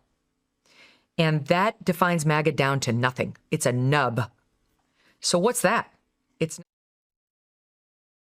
I mean, like I said, I'm not a huge fan of Megyn Kelly. I'm not even a fan at all of Megyn Kelly. I think that she's a political prostitute that's willing to go where the wind blows. But that analysis is spot on. You're whittling it down to a nub. So where do people go with that? What do they do with this information? If MAGA is defined as the people who praise me are the greatest, it's all going to be okay. Daddy Donald Trump is going to save you. And then you look at the results previously, you're like, that doesn't really work out well for the J6ers. It turns out you talk a big game there, Chief, and people bought into it and they were really excited about it. Twice. And when the chips are all down, it seems like Donald Trump kind of looks out for Donald Trump. And maybe kids of Donald Trump who don't have to worry about whether or not they're going to have an audit of what they're up to. The good news is that they're at least taking good care of themselves. They're living in the manifestation of the beautiful islands that they were hoping, and they're hanging out with their friends who are Rothschilds and, just rolling around on super yachts, taking a quick break from working in the government, which is so hard and so stressful. We're going to get to the riot season in just one second here. Let me just first play this. This is a follow-up to Ivanka Trump's interview that she did where she's said a bunch of things that sound like mealy-mouthed garbage. It's a little bit more straightforward answer. I was on a vacation after we left government in the summer of 2021. We were on our friend Nat Rothschild's boat. We got picked up in Montenegro, and then we started sailing over to Corfu, and we spent a couple days in Albania. One of the nights there, Prime Minister Rama came to the boat. I had not met him when I was in government, but I was very, very impressed with his vision for what he wanted to do with Albania. I really didn't know anything about the country. I didn't understand the history, and the darkness of the history with the communism and the terrible leadership actually led to it being fully undeveloped as a nation. And I thought, you know what they need? They need probably a Trump Tower here on this little island that people don't want you to build on. That would be what the right answer would be. He came in, he has one of the cool things I was attracted to is the fact that he seemed like a very skilled politician, as a very strong and smart leader, but also the fact that he was an artist. I thought it'd be very cool to see what a country really led and built by an artist could be, somebody with amazing taste and great creativity. And so I was just intrigued by it. And then before we went to Corfu, we stopped in Butrent, which was also a spectacular site, and just really felt to me like it showed the potential of the country. So much amazing beauty, the water. We did a lot of swimming, a lot of hiking. The country just had incredible natural beauty, but it seemed like a place that nobody knew or understood. And so if we could just get a piece of it and then turn it into a piece of America, then we'd be in great shape. So that's what we decided we were going to go ahead and develop this island, I think. Didn't think much about it for about a year. And then about a year later, we started looking at opportunities in the Balkans. And the partner who's leading that effort, I said, you know what, let's go down to Albania. I had such a good experience there. Go check it out, see if there's something there. And we were immediately drawn to where they were building an airport in Vlore. And obviously a country is going to build an airport by the coast in the place that they think is the most beautiful. So we went there, we looked for opportunities, and we were able to find some incredible opportunities. So this really came from obviously a passion, and it came from the desire to build something that I think could be truly unique in the world. Yeah, here's what the Albanians think about that. Hundreds of Albanians protesting in Albania against this development backed by Jared Kushner, Ivanka Trump's husband. Turn down the video here. You can. Security officers were filmed dragging protesters across the ground. This is probably that sandy, beautiful 5-mile piece of beach. After they were using pepper spray on the crowd to let them know that they didn't like it, that you're not allowed to protest in Albania. They chanted, "The homeland is not for sale." Turns out it is. If you are dealing with Trump kids, maybe. So that's a lot of people. They said the $5 billion deal threatens the region known for flamingos and seals and sea turtles. Yeah, screw them. Angry that she described Sanzan as a private island that she and Kushner discovered. Beautiful 1,400-hectare private island in the middle of the Mediterranean. They just discovered We were on a friend's boat, and we stopped for a swim. Rothschild's Effectively, boat. That's how we found it. We swam to the island. We went on a hike, barefoot all the way up to the top, and we were just captivated. Can you imagine just swimming off your friend's super yacht and you just discover this island that nobody knew was there except for these dirty peasant indigenous people of Albania, but they didn't even know what an island was before we got there. So luckily we were able to just swim there, and we didn't even take shoes. And then we walked up to the top of this beautiful thing, and we looked out over it, and we thought we must have this, and maybe we could make a manifestation of what we want to live in this way. And so many other people are also thinking of the manifestations of how they could make it be this. We discovered this island that had previously been discovered by all the people who lived there. This is how you get guillotines, people. This is how you get them. You think people are going to be really psyched? You think that project is not going to basically be under government security the whole time? Yet hundreds of people just pissed off at the idea of it. They haven't even built anything yet. Wait till this happens. Albanian Anti-Corruption Prosecution Office is looking into the project. Oh, that makes sense. The Prime Minister insists the resort will not encroach on the protected reserve lands. That's very good. That's Al Jazeera, which sometimes you got to go to alternative sources to find out. I guarantee you're not going to find that on Fox News. You won't find out that there are hundreds of people that are getting tear gassed and pepper sprayed trying to stop this. But, you know, you guys can imagine. I watched this Amazon Prime series, which is called The Night Manager. It's fantastic, by the way. It's really well acted. It's very dramatic. It's very European kind of feeling. It's done a British MI6 operative guy. He works in a hotel, gets recruited in. The first season is excellent. The second season is quite good. None of the characters are particularly lovable, so you don't really feel for the characters when bad things happen, because you're like, oh, these people are all shit. They're all garbage human beings. But they do show some of the extraordinary beauty that takes place in these places. And they also show you exactly how ridiculous it is when you walk in there. You basically have to be a millionaire or a billionaire rolling through, and you can live like a king as long as you know that there will be peasants below you, and the peasants are meant to serve you, and that their lives don't actually matter. And it just feels like the same kind of vibe I see when I hear these people talking about this stuff. Very, very strange to me. All right, let's get into American stuff. Again, real quickly, if you guys have not done so already, like the video over here, like the video on Rumble, like the video on YouTube. If you're watching on X, come join us on the other platforms. You can join us at kyleseraphin.com if you want to be part of Locals. $5 a month or $50 a year, I think, allows you to be part of our call-in show. It also supports this program. It keeps us independent. It keeps us from having to say, listen, I'm not going to take anybody else's money that I wouldn't otherwise endorse, but that's how we do it. So for those of you that are subscribers, you guys are a big sponsor. We really appreciate you. You may hear an ad on Spotify right now if you listen to the audio platforms. So there you go. All right, let's do this. Let's do the story of riot season. I love riot season so much. Riot season is like the bleed off valve. Sometimes it's for stupid stuff. What I rarely see are like a bunch of people getting together and doing riot season that are not either loony lefties or otherwise retarded people, here's a pretty retarded situation. A store owner was found not guilty of murder in the 2023 killing of a black teenager in South Carolina. This is being reported by NBC News, so we're going to go and acknowledge the bias of NBC News leans left. This guy's name is Chikai Rick Chow, and he maintains that he shot the 14-year-old, whose name was Cyrus Carmack Belton, in the back because he was trying to defend his son. Now, there are circumstances that even I was taught as a law enforcement officer in the FBI that you can shoot somebody in the back. We had Mike Cargill on here the other day, and there are circumstances, including nighttime mischief, where there is property damage over whatever he said it was, $750. There's circumstances in Texas, and I imagine so in South Carolina as well, where you can shoot somebody in the back. That may bother some of you. The major circumstance that changes the game is when you know that the person that you're shooting is armed. And so as an FBI agent, as a law enforcement professional in the federal service, one of the reasons that you can actually justify shooting somebody is what they teach in the academy on a regular basis called believing, a reasonable belief, that's what you have to shoot based on, a reasonable belief that the person is seeking the tactical advantage of cover. So if you and I are in a confrontation and I know that you're armed, and you've indicated that you're willing to use that weapon, or you've produced that weapon and I didn't shoot you at that time, or you pointed the weapon at somebody else, and then when I confront you, you run from me, and it looks like you're running to get behind a car or a pump at a gas station or a trash can or something that might stop bullets so that you can return fire more safely. That's referred to seeking the tactical advantage of cover. This is a thing that you can shoot people in the back. I just want people to understand that shooting in the back does not necessarily mean that it is an unconstitutional shooting.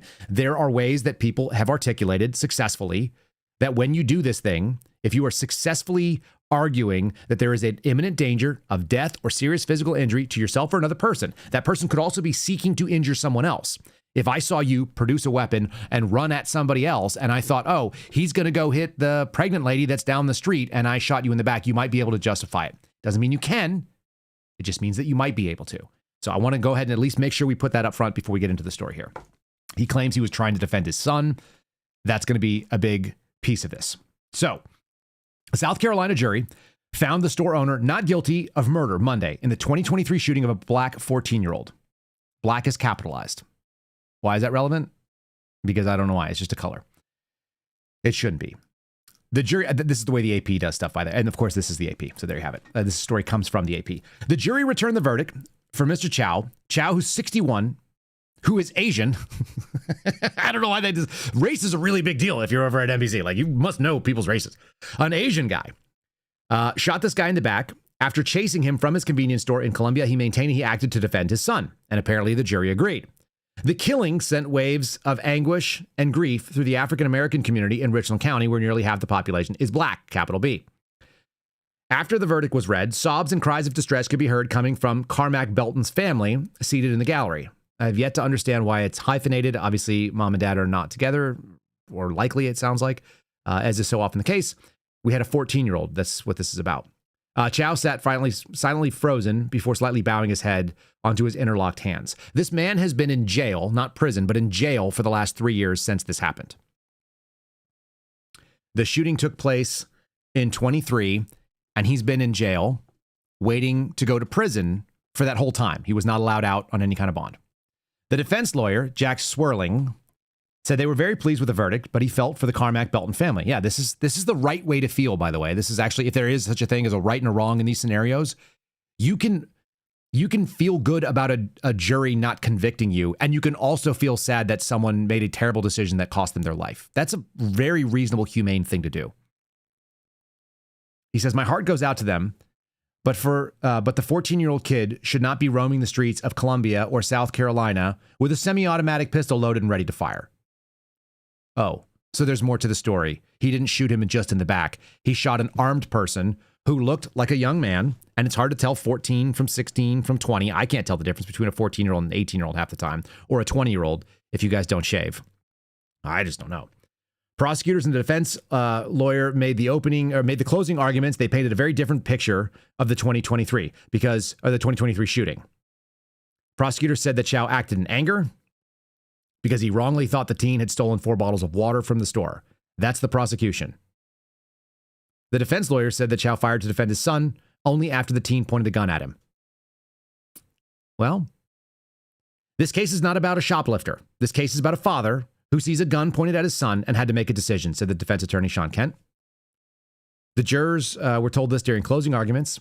The defense attorney said that Andy Chow testified Carmack Belton pointed a gun at him. Prosecutors acknowledge that Carmack Belton had a semi-automatic pistol, but they say it fell to the ground during the chase and that he never threatened anyone with it. Prosecutors said that Chow chased the teen for more than 130 yards from the store. Gypsum told juries he chased down a kid and he shot him in the back.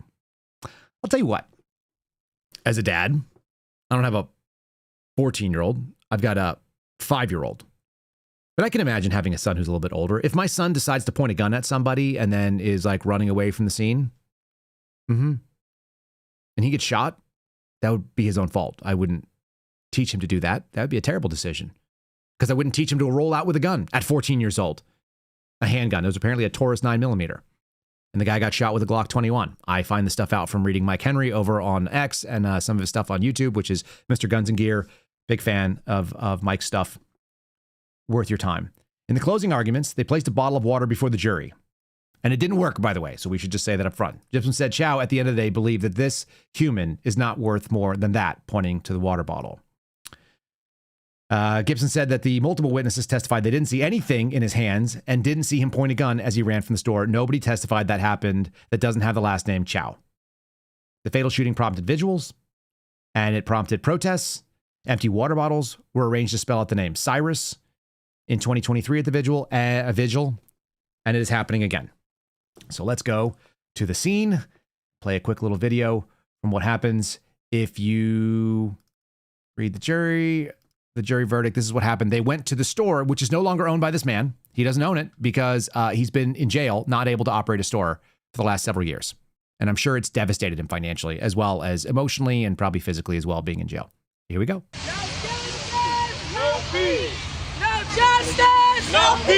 Today, a Richland County jury found Rick Cho not guilty in the shooting death of 14-year-old Cyrus Carmack Belton, bringing an end to one of the most closely watched criminal trials in South Carolina in recent years. We lost a child, a 14-year-old boy. What happened? Why does he have a dollar sign on his head? Fucking dollar. They took a life for $1. No justice, no peace. Dead homie, 60. Okay, so a bunch of articulate people who have dollar bills stuck to their foreheads are talking about how they took his life over something that was valued at $1, hence the water bottle. Or they took his life because he ran around with a gun and he was 14, which is not a good thing to do. The verdict has immediately sparked outrage. We are here at 7441 Park Lane Road where the shooting occurred, and the outrage has spread across Columbia and across social media, where many residents have expressed grief, anger, and disbelief over the outcome. For nearly 3 years, the question of what happened on that summer evening in June 2023 has weighed heavily on this community. We heard from Representative Jermaine Johnson, candidate for governor, who had this to say. Hey y'all, this is Representative Jermaine Johnson. I just released a statement about the verdict that we heard about Rick Chow being found not guilty. My son knew Cyrus, they were friends, and this is a sad tragedy that happened to a kid. This all could have been avoided had Mr. Chow just stayed in his store and notified law enforcement, but unfortunately he did.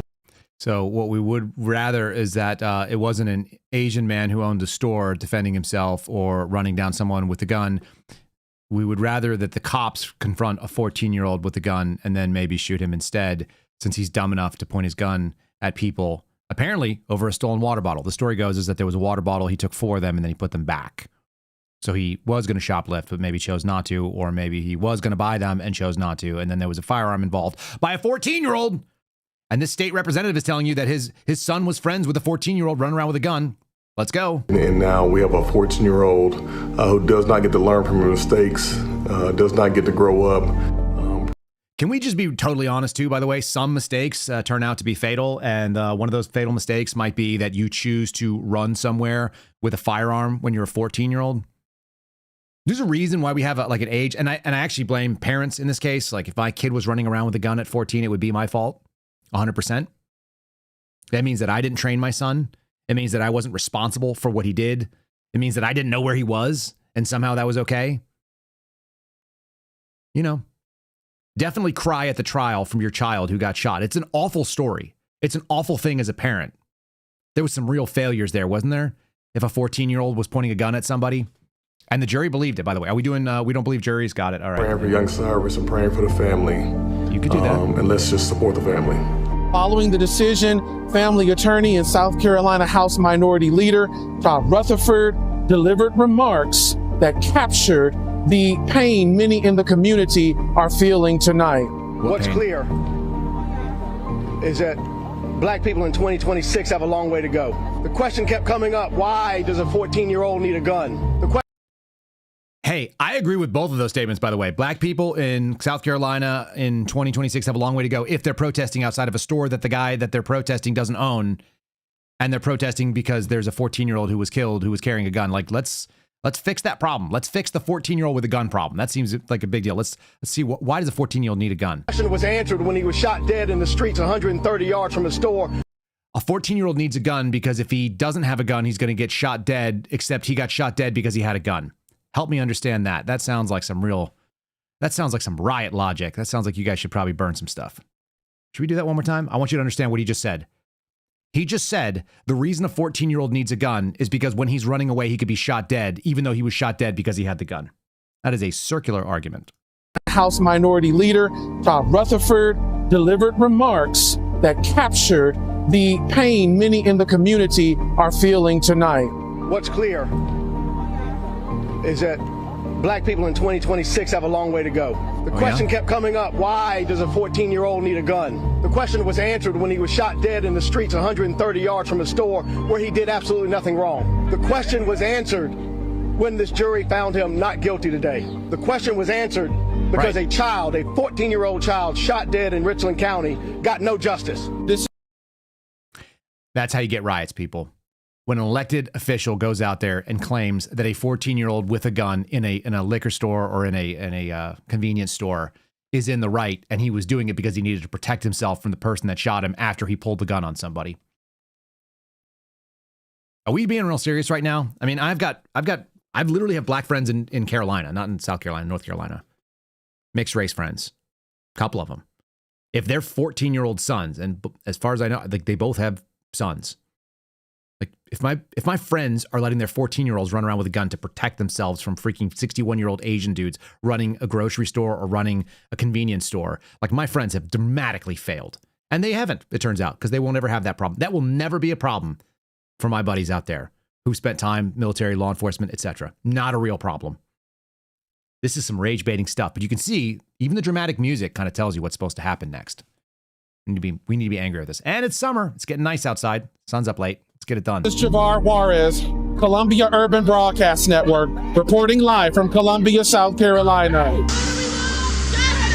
What do we want? Stupidity. What do we want? We want to stand out in the dark and yell at a gas station. Here we go. All right, so we're going to have people yelling outside of a gas station. Guys, I actually want to know in a comment. Have any of you ever felt like this? Have any of you ever been in a scenario where you're like, this location where something took place that I didn't like, that no longer has anything to do with it. It's changed hands. The ownership is done. Can we have a moment? Like, can somebody tell me what would cause you to go stand out in the rain at night? Like, I know what time it gets dark here, like after 9 o'clock. Are you burning nighttime hours in front of a business that is not owned by the people you're mad at to just, hang out with your buddies? Do these people have jobs? What are we doing out there? Why are they standing in the rain mad because a guy shot somebody with a gun? See the chat saying maybe they're paid to do that. I don't know if this is going to be the kickoff, but Mike Henry mentioned this may be the start of riots. This is expectable. in this time, in this climate, and because it's been 3 years in the waiting, they're going to have to gin it up. So we'll have to see. And I'm not trying to gin up outrage. I'm just trying to say this is a sad scenario. It's clearly stupid. If your 14-year-old's running around with a gun, you can probably expect results that are not positive for your 14-year-old. If it's not when they're 14, it could be when they're 15 or they're 16 or 17 or 18 or 19 or 20. If you're running around with a gun and you're not a grown-up and you don't know what you're doing, and you decide that showing somebody it in any way, shape, or form when you are not in a life-threatening scenario, you're in bad space. We had Mike Cargill on the other day, and I remember taking his class in 2012 when I got my concealed handgun permit in Texas. This is before I was an FBI agent. And he said there's basically no reason, in his mind, for anyone to see my gun outside of the, he wears like a 1911 when he's working around the store or whatever. It's an open carry. That's like a sales advertisement. But there's no reason for anyone to see the concealed carry piece that you're holding onto unless you're going to produce it to send rounds down range. In fact, if you see the gun that I carry when I'm in public, it's probably because you're about to be on the other end of it. And it should be fast enough that you only have a split second to know, because I've practiced my draw, I've practiced my shots, I know what I'm doing with it. That should be the case. Your gun doesn't have, you should have a gun. You should assume everybody else has a gun too. The weird thing is if you're 14 and you think that gun gives you a superpower when you don't know how to shoot it very well, when you don't know how to carry it very well, and somehow you think that, a confrontation with a gun equals I have the upper hand. I'll just tell you my personal experience from the first time I started carrying. What I realized is that the consequences of my actions were going to be dramatically higher than previously. If you're unarmed and you get into some sort of stupid confrontation with someone, let's say over a parking spot, some lady flicked my wife off yesterday. That's a confrontation that I've had. You park somewhere and someone's mad that you took the parking spot. If you're armed, the potential of this going sideways equals somebody doesn't go home at the end of it. And if you're a grown up, you recognize that those are really heavy consequences and you're probably not willing to end somebody's life over a damn parking spot. So you could apologize. You could say, I'm really sorry that you're upset. It's like, look, this is not something I want to do. You're going to de-escalate because the consequences of you staying there and escalating and getting aggressive about this equals it's over for somebody. I practice my draws. I'm sure some of you do as well. I know I'm not the only one out there. In fact, there are people in this audience who I've actually trained with. You guys have seen it. I've been to some of our listeners' property out in Idaho when we were doing the trip out there. Somebody wants to get freaked out about something like a parking spot. Someone gets freaked out over a bottle of water. If you're a person that runs a store and that's your livelihood, this is the same reason why I used to sit up on my buddy's pole barn and shoot coyotes. I'll shoot a coyote all day long. Are they dogs? Do they look like dogs? Yeah. Does it feel great to kill coyotes? Is it exciting? Not really. It's kind of sad because they're kind of a cool animal. But if you're going to kill my friend's livelihood, which is his calves, where he makes a living, if you're going to take things from somebody else and you're going to say, what is the old the meme that you see running around? It's like you'd shoot somebody over trying to steal from your home. You don't value human life. And I'm like, I value do you value your stuff more than human life? Do you value this bottle of water more than the human life? And you're like, well, that's not the answer. The answer is that person valued my stuff more than their own life because they've decided to take their life in their hands by coming to a place where you're allowed to be armed, where you're allowed to defend your property. And you shouldn't have done that. It was wrong to do those things. It was wrong to produce a gun. You made it a deadly force scenario. I guarantee you, if this guy is Asian and 61 years old and he has no previous killings on his record, which he doesn't, if you haven't shot somebody in 61 years of being on the planet and you shot someone on that one day, what was different about that day? Was it that someone produced a pistol and pointed it at your kids? That's what the jury believed. For whatever it's worth, the jury believed that enough to say not guilty. Acquitted. You're a 61-year-old Asian guy who lost your store and probably lost, your life is wrecked at this point. How is he going to rebuild all this? And they're protesting outside of not his store. How freaking sad. It's really sad. And the worst part is that we are still in 2026 in a world where politicians are going to seize on a tragic scenario where they should be saying, we need to teach young men that carrying a firearm is a grown-up responsibility. I was telling somebody this. I don't know that young men understand this. This is probably why there's a good rule for the age at which you can carry a firearm. Younger men used to understand this. They just don't today. But there's a very, very important thing. When you introduce a weapon, like a firearm or a knife, into the environment, you're stepping into the man's game. And the man's game is a for keeps. It's a game for people who understand what the consequences look like. At 40-something, I have a good idea of what life is and what it's not. I've had people physically die in my hands. Many of you guys can say that as well. If somebody has died in your hands, you've got a little idea what happens when the spark goes out. Like, that's it. That's the end of this part of the world for that person and for all the family that comes after them. If you're 14, 15, and you don't know anything about what that's like, you should not be playing with a life and death game, which is what happens when you carry a firearm. There's something special about taking your kids and teaching them, taking the life of an animal at a young age, having them be part of a hunt so they've seen what happens in the animal kingdom, the finality of what it looks like when there's something that was alive, it was looking around, it had a purpose, it had all these thoughts of what was going to come next, maybe, and then it doesn't. Introducing your children to what death is early on, I think, is important. And you don't get so flippant that you would pull a gun on somebody in a freaking convenience store. Or you can say it's the fault of the guy who's defending his situation, who just saw someone come after his kid. Ain't that something, right? Watching the outrage factory, which will continue, and I expect we'll see more of this stuff. And the reason why I say that is because here's the ABC story. What do they lead with? What does ABC lead with? We do not accept it. The family reacts to the acquittal in the fatal shooting of 14-year-old Cyrus Carmack Belton. And then what's the subheadline? Kikai, whatever his name is, Rick Chow, shot the 14-year-old in the back in May of 2023. It's now June of 2026. It was exactly 3 years and change. They expressed indignation towards the jury's decision. Yesterday, a jury watched our 14-year-old boy run away from two grown men on video. They knew one of them shot him in the back, and they still said no one is to blame. I don't actually think they said no one is to blame, y'all. I think they said you're to blame, family, because your 14-year-old produced a weapon and had a weapon on him. And you just had a politician who's a senior member of your state legislature say what? That affirms why he should have a weapon as a 14-year-old. That is a lawless position. The family said this, we are brokenhearted. We do not accept it. Cyrus stole nothing. He was a child. He was running for his life. Our son mattered. Again, he opted into something that I don't think he understands. I don't think a 14-year-old understands the gravity of those consequences, but it's your job as a parent to teach them that. You need to teach them that when you start playing with a gun, you're talking about life and death consequences that people cannot take gambles on. Sorry. I don't like the idea of trying young people as adults. I do think the idea of holding certain parents responsible when they're going to come out there and do this. He's a 61-year-old owner of a store. He shot him in the back. They want to hone in on this. How about the fact that he's 61 years old and he doesn't have a history of shooting people in the back? To me, that would weigh a lot more heavily if I was writing this story and I was trying to be fair about it. Of course, they only hone in on a couple of things, and that's it. He was charged with murder. He was denied bond multiple times before his acquittal. This seems like the serious injustice there. A guy who has no history of violence, who owns a business in the community, was kept in jail for 3 straight years over this.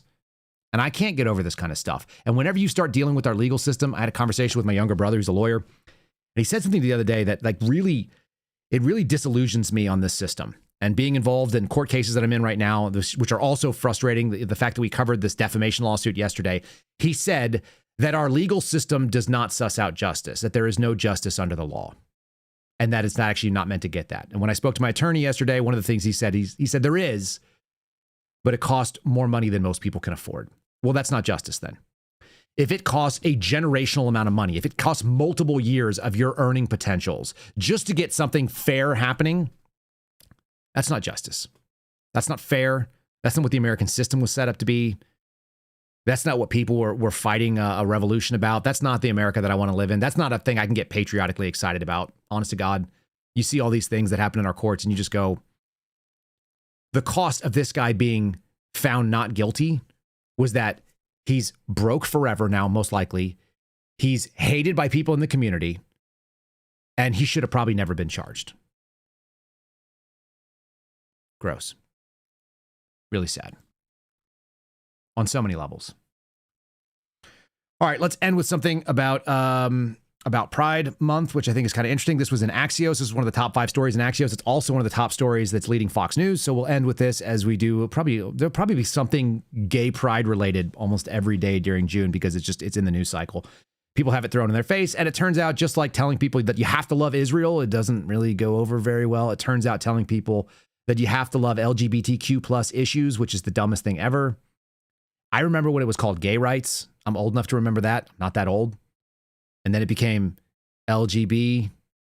And then they added transgender people. It's gotten dumber and dumber. And the more that you shove it in people's faces, the more they're like, dude, go F yourself. I'm sick of this garbage. Gallup poll finds American support for gay issues. I'm going to just call it gay issues. I like it better. Sliding backwards amid a cultural shift.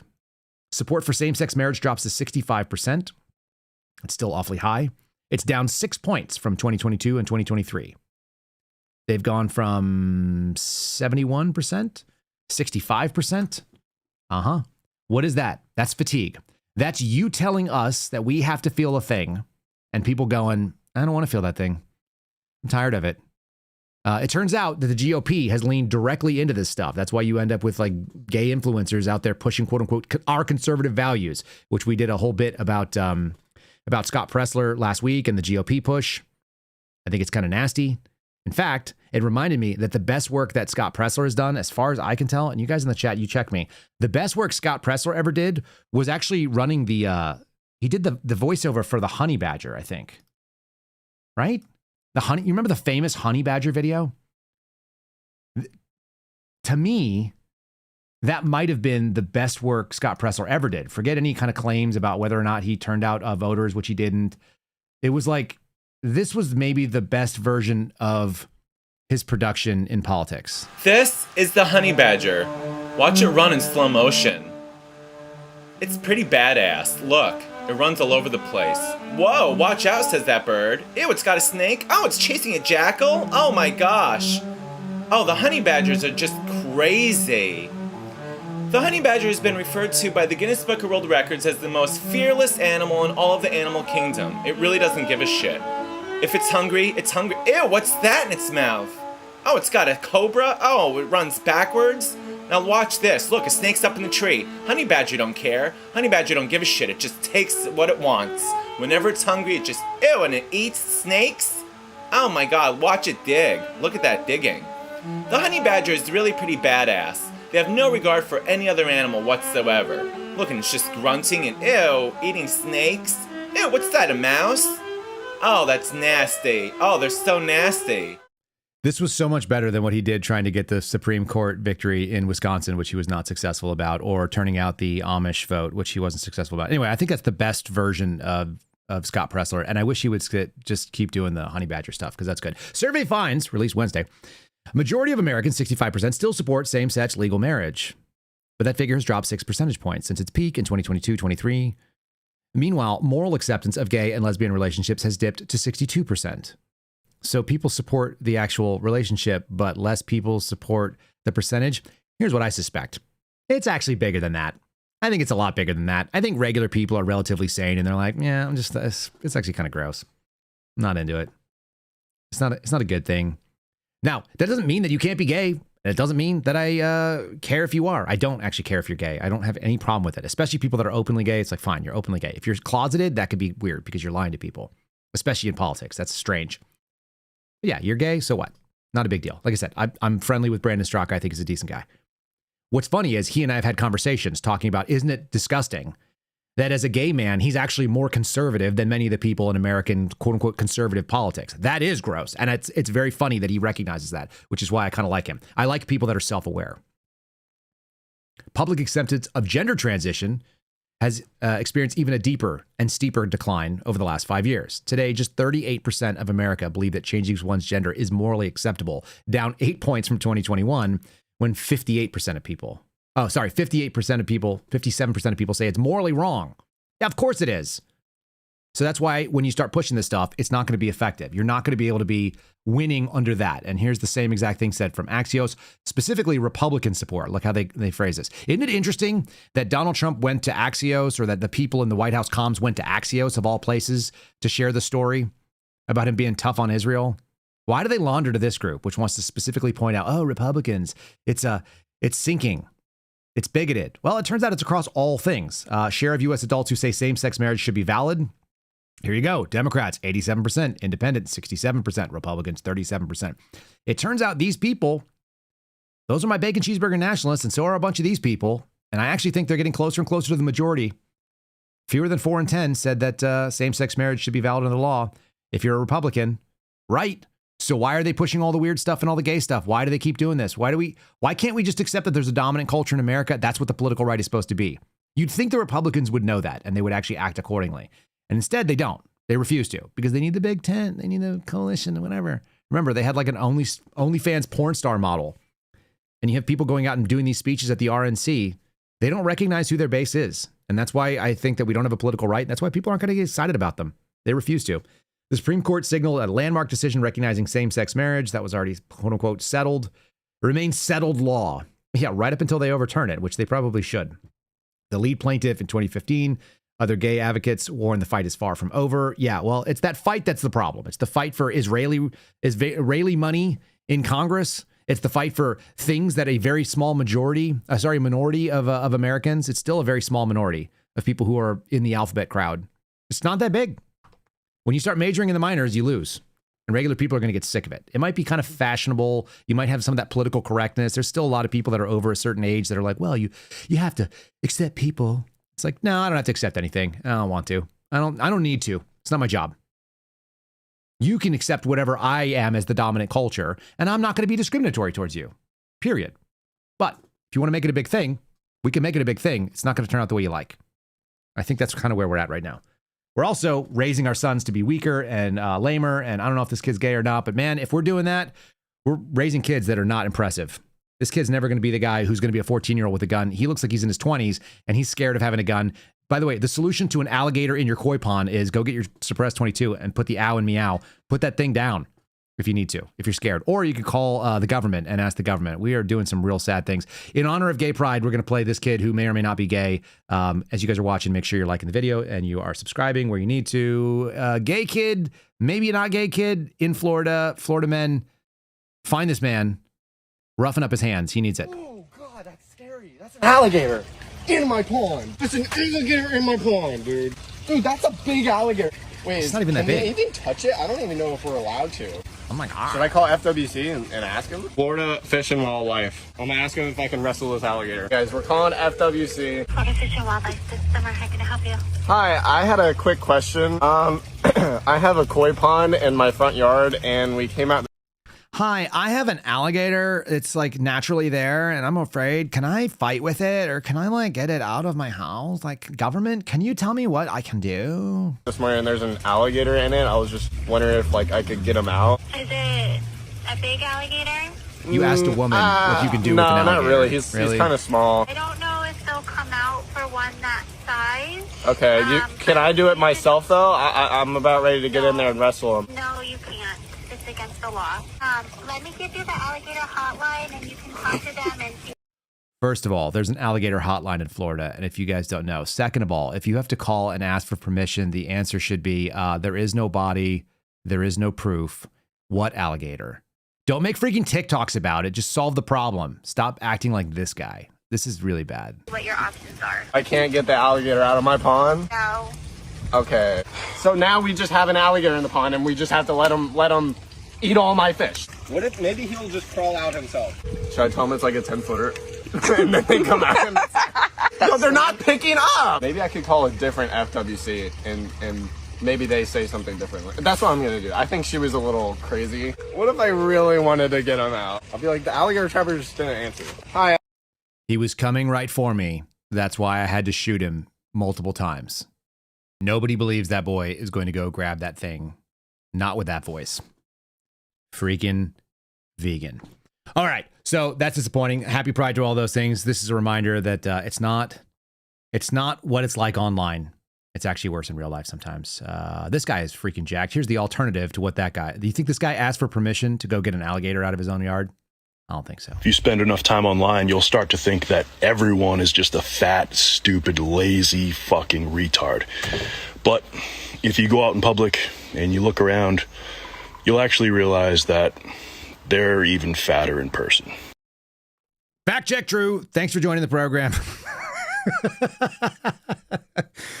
That guy has some freaking cannons for shoulders. He's correct. They are actually worse than that, and sometimes they're even fatter and worse than that. So there you go. So don't ask the government for permission to solve your own problems. Just solve the problems as you need to, and then maybe make sure that there's no evidence that you did it. Certainly don't call if you get a lady when you pick up government, if you call and you get a lady, you're already on the wrong page. You already know that you should have not called the government to solve your problem. God bless all you guys. Thanks for listening. I had fun. I hope you did too. I look forward to seeing you again tomorrow. Have a good Wednesday. Thanks for listening to The Kyle Seraphin Show, streamed live weekdays on rumble.com/Kyle Seraphin. Follow Kyle on Twitter, Truth Social, and Instagram @Kyle Seraphin.